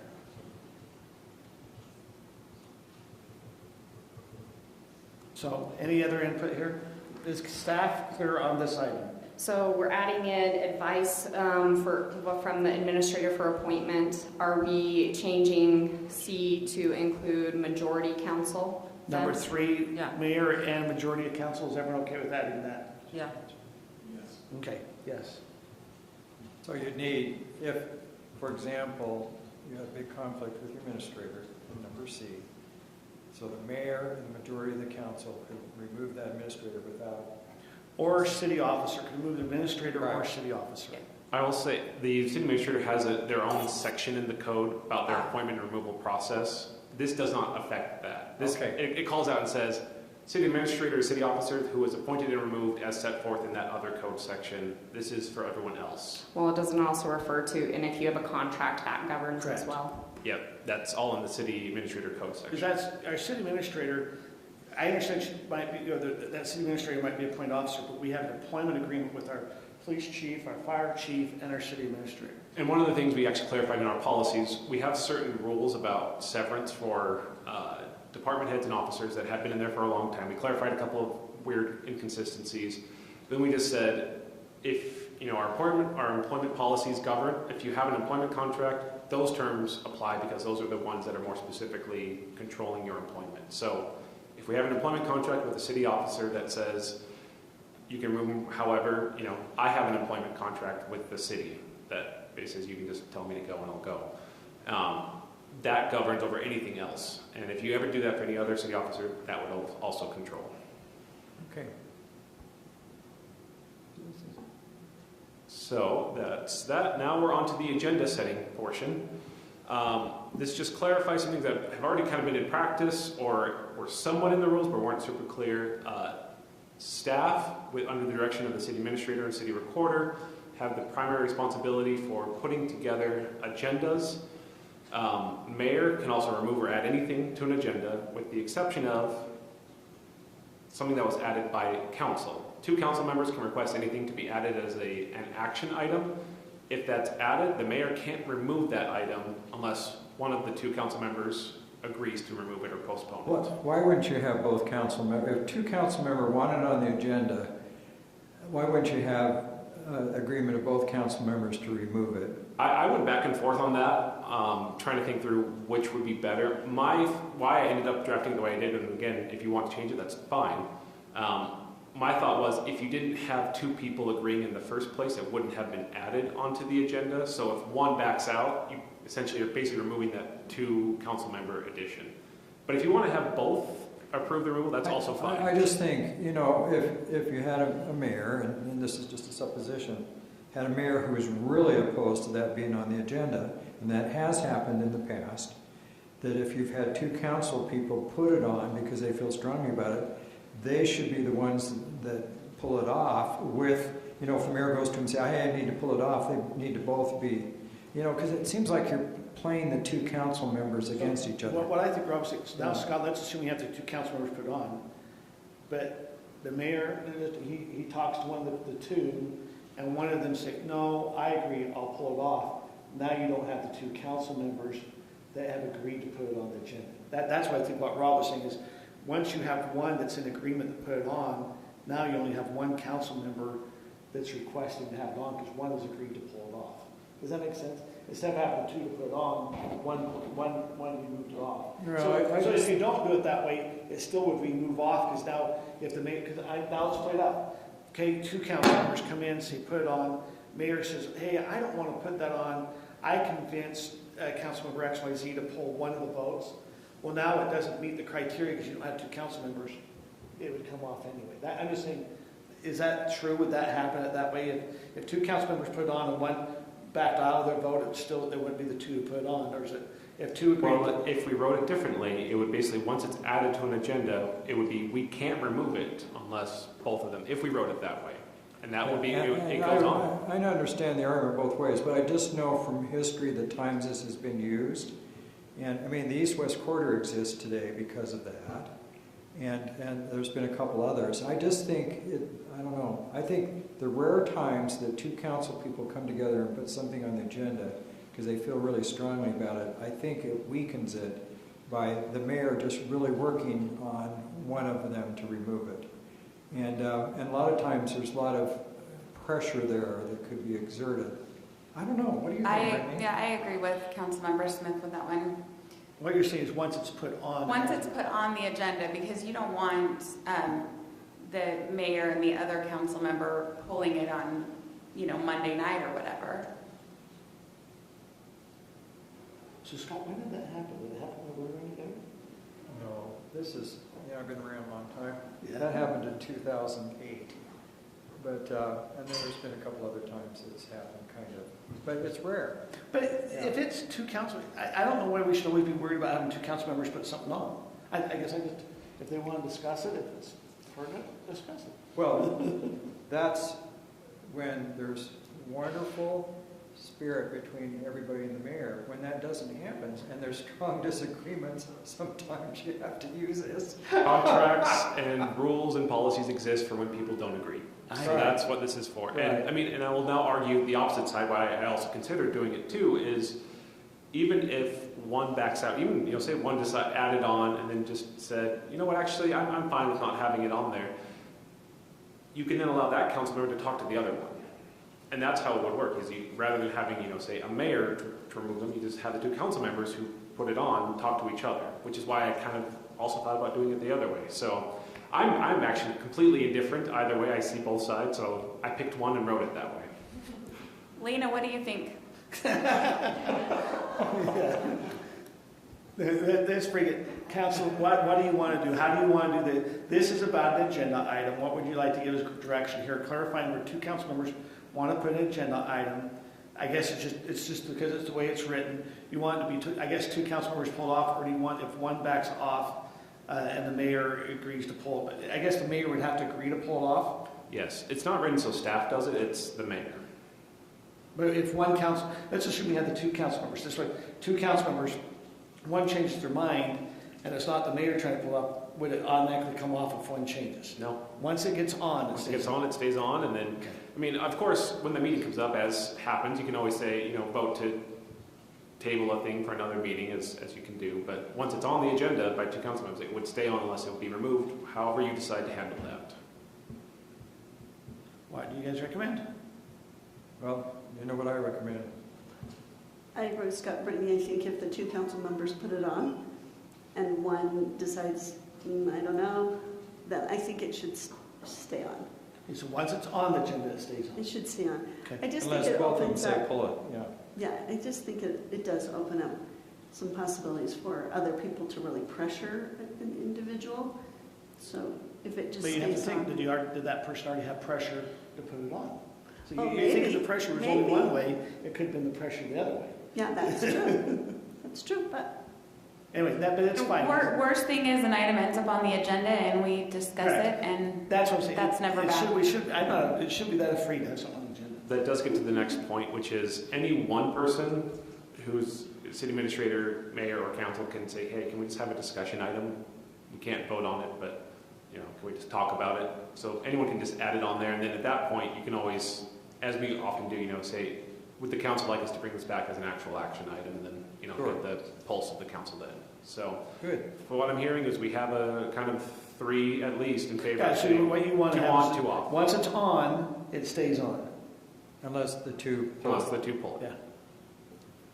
And then also, I'll just clarify, it's in state law, but also just made it clear in policies, 2 council members can also call a meeting.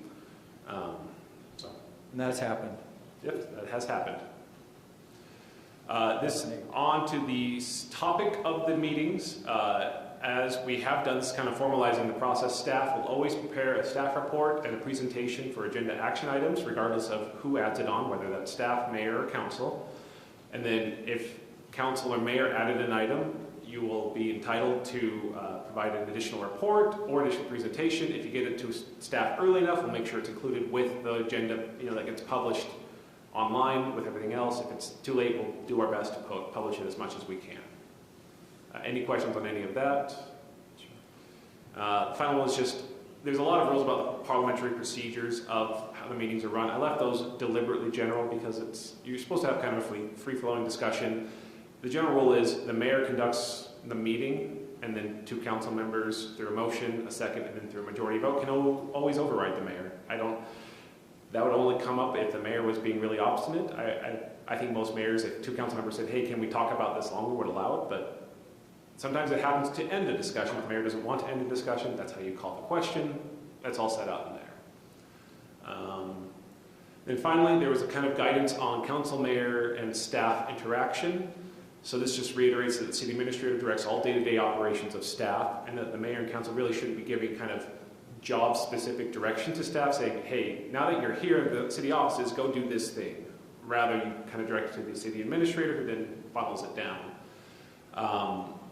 You absolutely can and should communicate with officers and staff on projects that we directly report to you on. So often with officers, you'll have Andy doing a public works building project, or you'll have Tyler doing a budget project. Obviously you're welcome to talk to them and get updates on that. Or if you have, you need some information, basic questions that don't take a lot of time, feel free to talk to staff directly without going through city administrator. When it comes to things that kind of require significant research or kind of an adjustment of priorities of staff member, what they're going to be doing day to day, we ask you either channel it directly through the city administrator, or it's handled through the city's policy setting. In a meeting where you take a formal action to say, this is what we want to have happen, staff go do it. So any questions on these or any concerns? So other than that, we had a lot of documents, but I've gotten, I think, 3 major changes. Was there anything else you had any concerns with or would like to discuss? Hopefully you had an opportunity to read through it because it gave some good interaction, how to work with staff, but it also talked about a lot of the way for votes. I think this was great. I think we've done a great job. Yeah, I think it was, like I said, these are discussions, even though they're sometimes hard, we have to have them, because if not, they're going to come up. We had earlier this year where 2 council members wanted to put something on the agenda, and then they were wondering about, well, why, if we put it on the agenda, why don't we have an opportunity to speak at it? And so I think this helps clarify some of that, and so I appreciate all the time and effort. It also, I think, makes staff's job easier so staff knows how to respond in those types of one-off situations. Say you have a mayor and council who don't always agree on something and want to add or not add something to the agenda. Now staff can say, well, here's what we do. Correct. And I appreciated the way that staff handled all of that. Thank you. Question, what is the official procedure, or what are employees told that if they have a problem with this city administrator, what is their recourse, or are they directed to know where they can go? Yes, so in our personnel policies, we have a grievance process for someone who has any complaint about their workplace situation, whether it's a harassment claim, whether it's just workplace conditions, they're complaining about a job task or whatever. they're directed to take it to their supervisor, in the absence of their supervisor, to the city administrator, in the absence of the city administrator, to the mayor, in the absence of that, for whatever reason, they can talk to me as a city attorney who is outside of the organization. And is that clear to employees? I would like that to be clear. We could absolutely do a better job at that, Councilmember Bills, and I think that's been lacking, kind of as a part of the whole lacking in a good HR system, as it were. So that's, I think, another question to bring up. Let's assume HR does bring something in. We need to make sure HR, are they required to tell they want to say the next level up? I mean, so if they went and, let's assume they're having a problem with their supervisor, will that HR let the person that's over that supervisor be aware of it? Yes.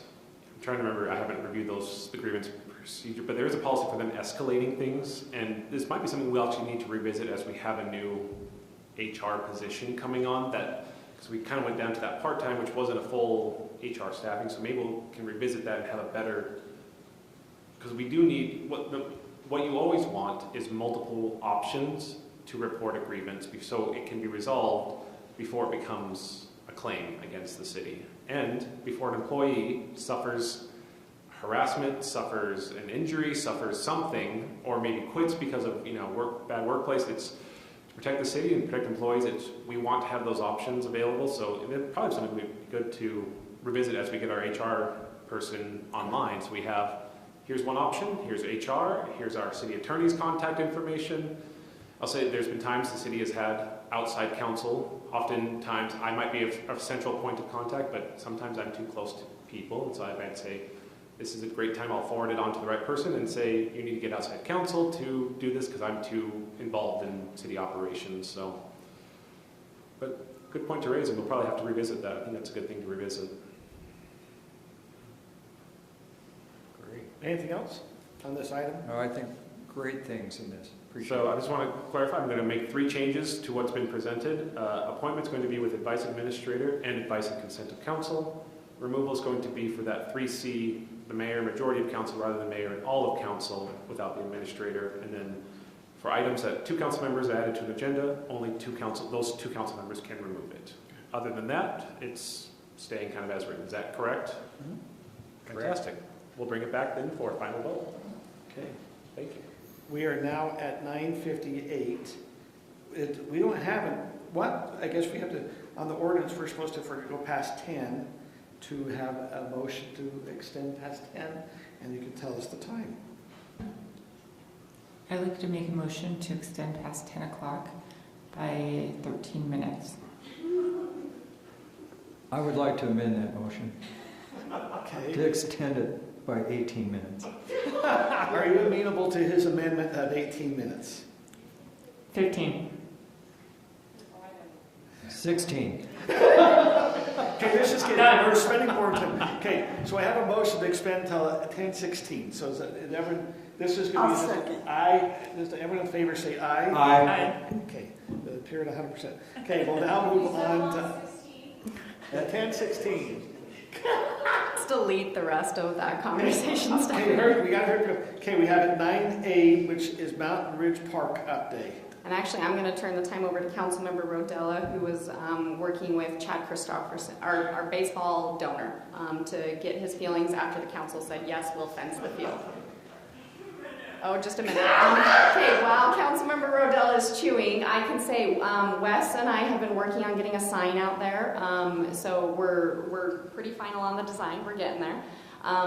We got a bid back for like a large corner sign, right, going both directions near the junior high.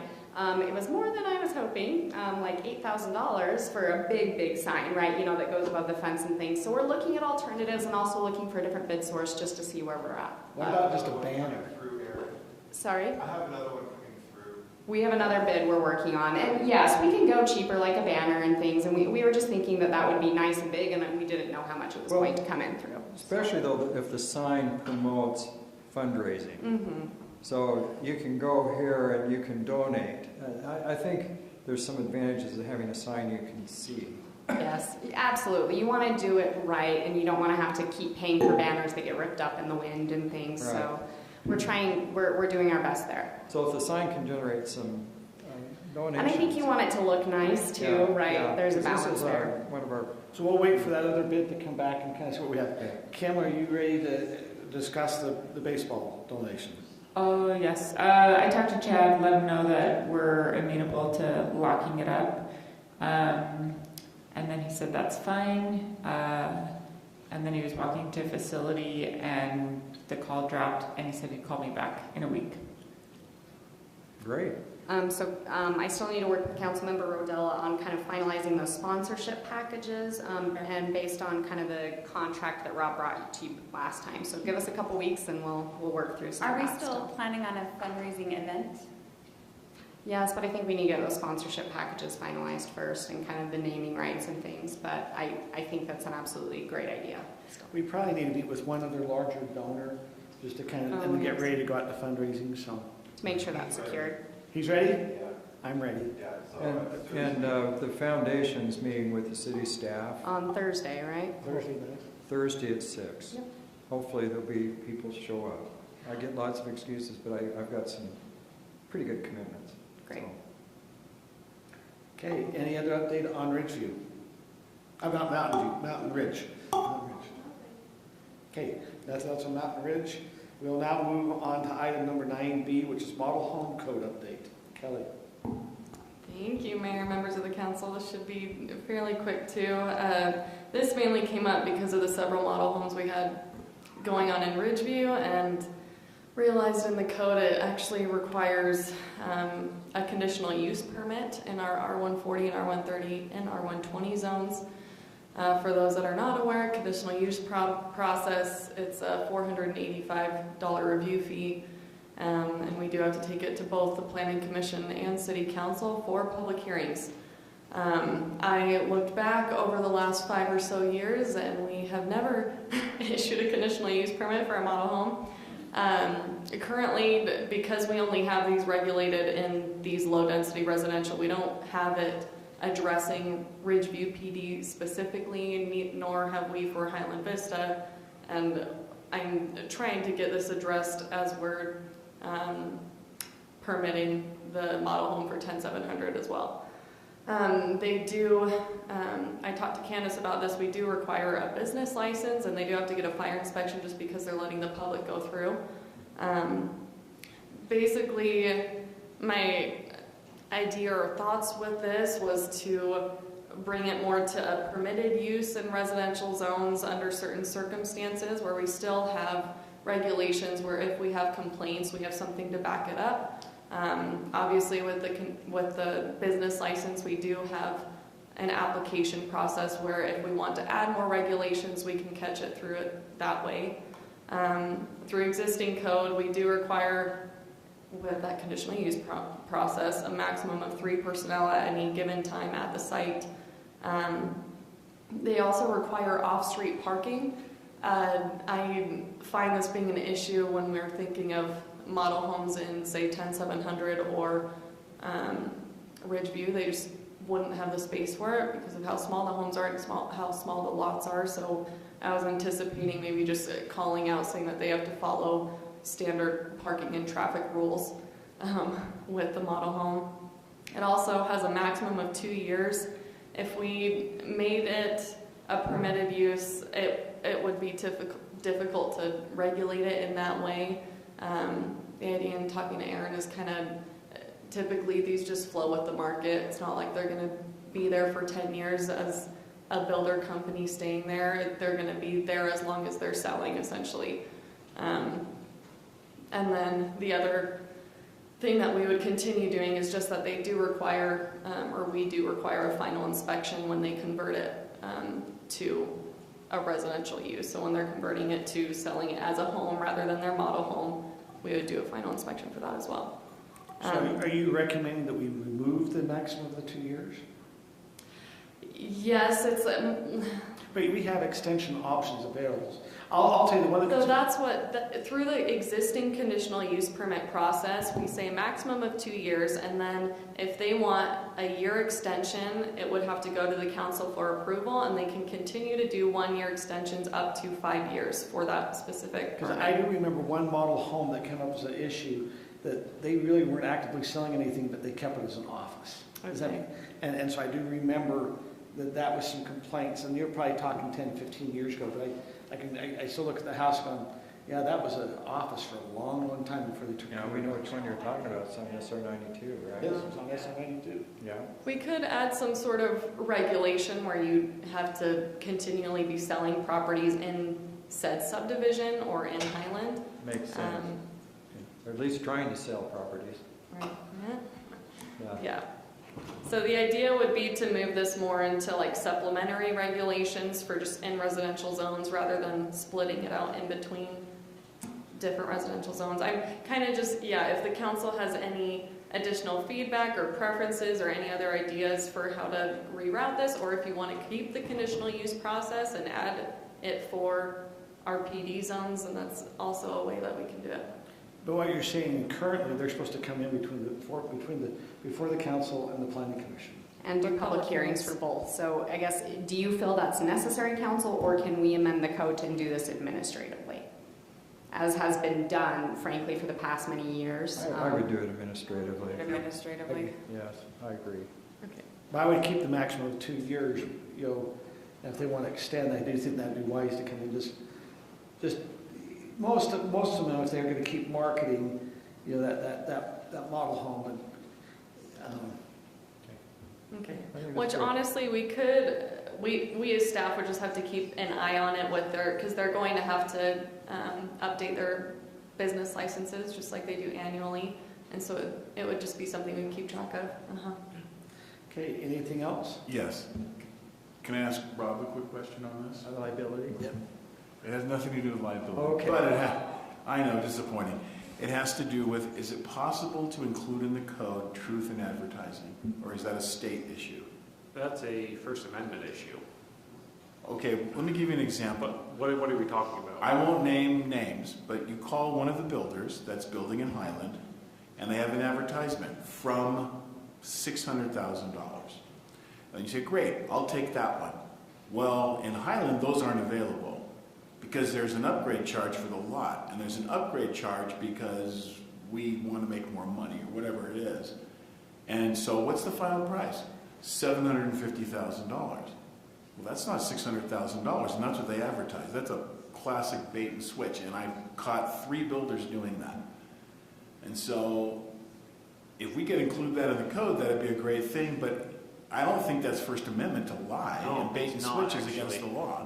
It may be possible. I will have to double check do a little bit of research into that. I feel like we might be able to say something along the lines of, your model home can advertise things that are for sale in Highland. We probably couldn't regulate, their website or something like that, but when you go to market something in Highland, this model home is part of allowing the model home is you have to disclose what you are So selling. if you advertise a $600,000 house, I should be able to call up and say, I'll take it, and they say, great. I'm going to add that. I will do some research as we work on that ordinance. Okay, thank you. Can I just add something, because this segues into it. So I don't know how many of you take the Desert News, but there was a wonderful article published Friday, and it's titled, "Can a Freer Market Solve the Housing Crisis? Here's how Utah lawmakers want cities to get out of developers' way." And they quote, this is Lincoln Fillmore's bill in the Senate. I think it was probably published today. I don't know. I haven't seen the bill yet because it hadn't been yet. It relates to attainable housing bill. And it's an interesting article because they have the governor in support of it, they have the House Speaker Brad Wilson in support of it, and they have the chairman of the League of Cities and Council. But let me read a couple things. I kind of burned up the text last night to Senator Kennedy because I was quite offended. So it said, I just want you to be aware of this. He says, as he goes in there and says the following. Second, Fillmore's bill would also seek to sharpen Utah's teeth when it comes to punishing cities, and this is and this is a reporter who wrote this, but it really bugs me when they're punishing local entities that haven't included moderate income housing into their city plans. And then it goes on and says, so Fillmore says he's aiming to create a penalty that's more targeted to cities by withholding state money for road improvements known as Class B and C funds. That's like a penalty of about $750,000 for this city. So I was texting Senator Kenny in the middle of the night, and I said, when does the state legislature get off on punishing the local elected people in the cities? I mean, I think that's pretty dictatorial, in my opinion, and I think we need to push back. So I've already texted Senator Fillmore, and I said, first of all, and this goes back to your comment, what is affordable? And so I think we need to be careful not to let the developers steamroll us on this stuff, because they do just like you said. They advertise 600,000, which is attainable for some people, but then they really sell it to you for 750. And so I don't know. I'm kind of really bugged by this when they use terms like punish, and I, you know, because we have to deal with all these issues on a year-long basis. So I just think you ought to read this article, because it makes it sound like the governor's all for it, the House is all for it, everybody's all for it. And why do we have elected officials who are supposed to be conservatives punishing? Did Mr. Kennedy respond to you? He says we're all partners. That's what he told me. So what does that mean? He means that we should be partners with the cities. It means he's going to try to support the cities, or we'll be partners with the state. We'll see what partner they want us to be. But our Representative Bramer couldn't define what is affordable housing, because it goes through what Kelly went through this year. We thought we presented an affordable housing plan, and they rejected it. It's relative. It's relative to where you are. What is affordable housing, you know? So anyhow. That brings in a great segue. Tomorrow, we have our league luncheon, where we have our youth council are going up to the state legislature. State legislature started today. They'll have the league luncheon. I think we have, is it Sarah and Kim going up, and Aaron are going up. Now, one thing, if Kim and Sarah, if you could report back, the league will have a special session where they'll go and start reviewing some of the bills come up. If you want, you know, I'm not able to go because I have a commitment with Utah County on another board.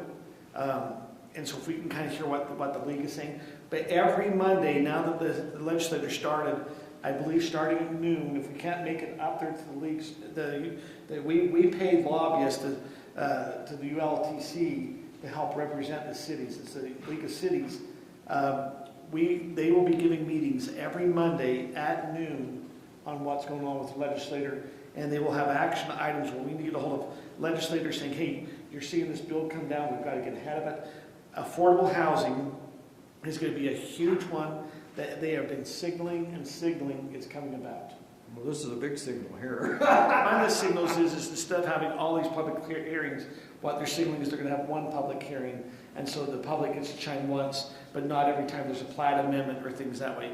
I have heard that they might be looking at the general plan as also that if your general plan states it's a certain zone, then the developers are granted that and they don't have to come and fight over it. Does that make sense? That's another reason for us to update our general plan. That's the other reason to update the general plan. As fast as we can. Anyway, so here we have some planning commissions next Tuesday, 7 p.m. On February 7th, our next city council meeting, we have it at 7 p.m. We've had a request from Utah Broadband to come in and discuss about their internet option or their fiber option. Would you like to do that as part of the standard city council? Or Aaron, were we thinking doing that as a work session, or what do we have going on the 7th? I'm looking at like 10 action items at this point, so I would recommend doing it as a work session. Would everyone be okay starting at 6 p.m. on a work session? I'll agree. I think we need to really... And then we need to get also the survey out to start getting ready to get that going on the internet. So we'd have Utah Broadband come in, then we'll have a work session in February, and then we need to prepare on if we're going to just let free market go or what we're doing it, you know, with fiber in the city. And we're going to have a city-sponsored fiber network. That's it. Yeah. We have to make that. I'm just saying, if not, you're going to notice that we are having some vendors come in that will just come and start moving forward with their fiber. And if we go late, it will be hard to get our take rate. You know what I mean? That's why the timing. If we're going to do it as a city, it's now, because if not, we'll lose that take rate for the future. Because you'll start noticing all these other providers are in the city. We'll find out if Comcast can hook up for $500. I'm a betting man. I bet they do for you. I don't know if I'm going to tell them who I am when I call. Maybe I'll have my wife call. Okay, anyway, we are now at 10:15. Anything else with 1 minute? I have a motion to adjourn City Council. So moved. Second? Second. I have a motion by Scott, second by Kim. All in favor? Aye. We're adjourned. It is now 10.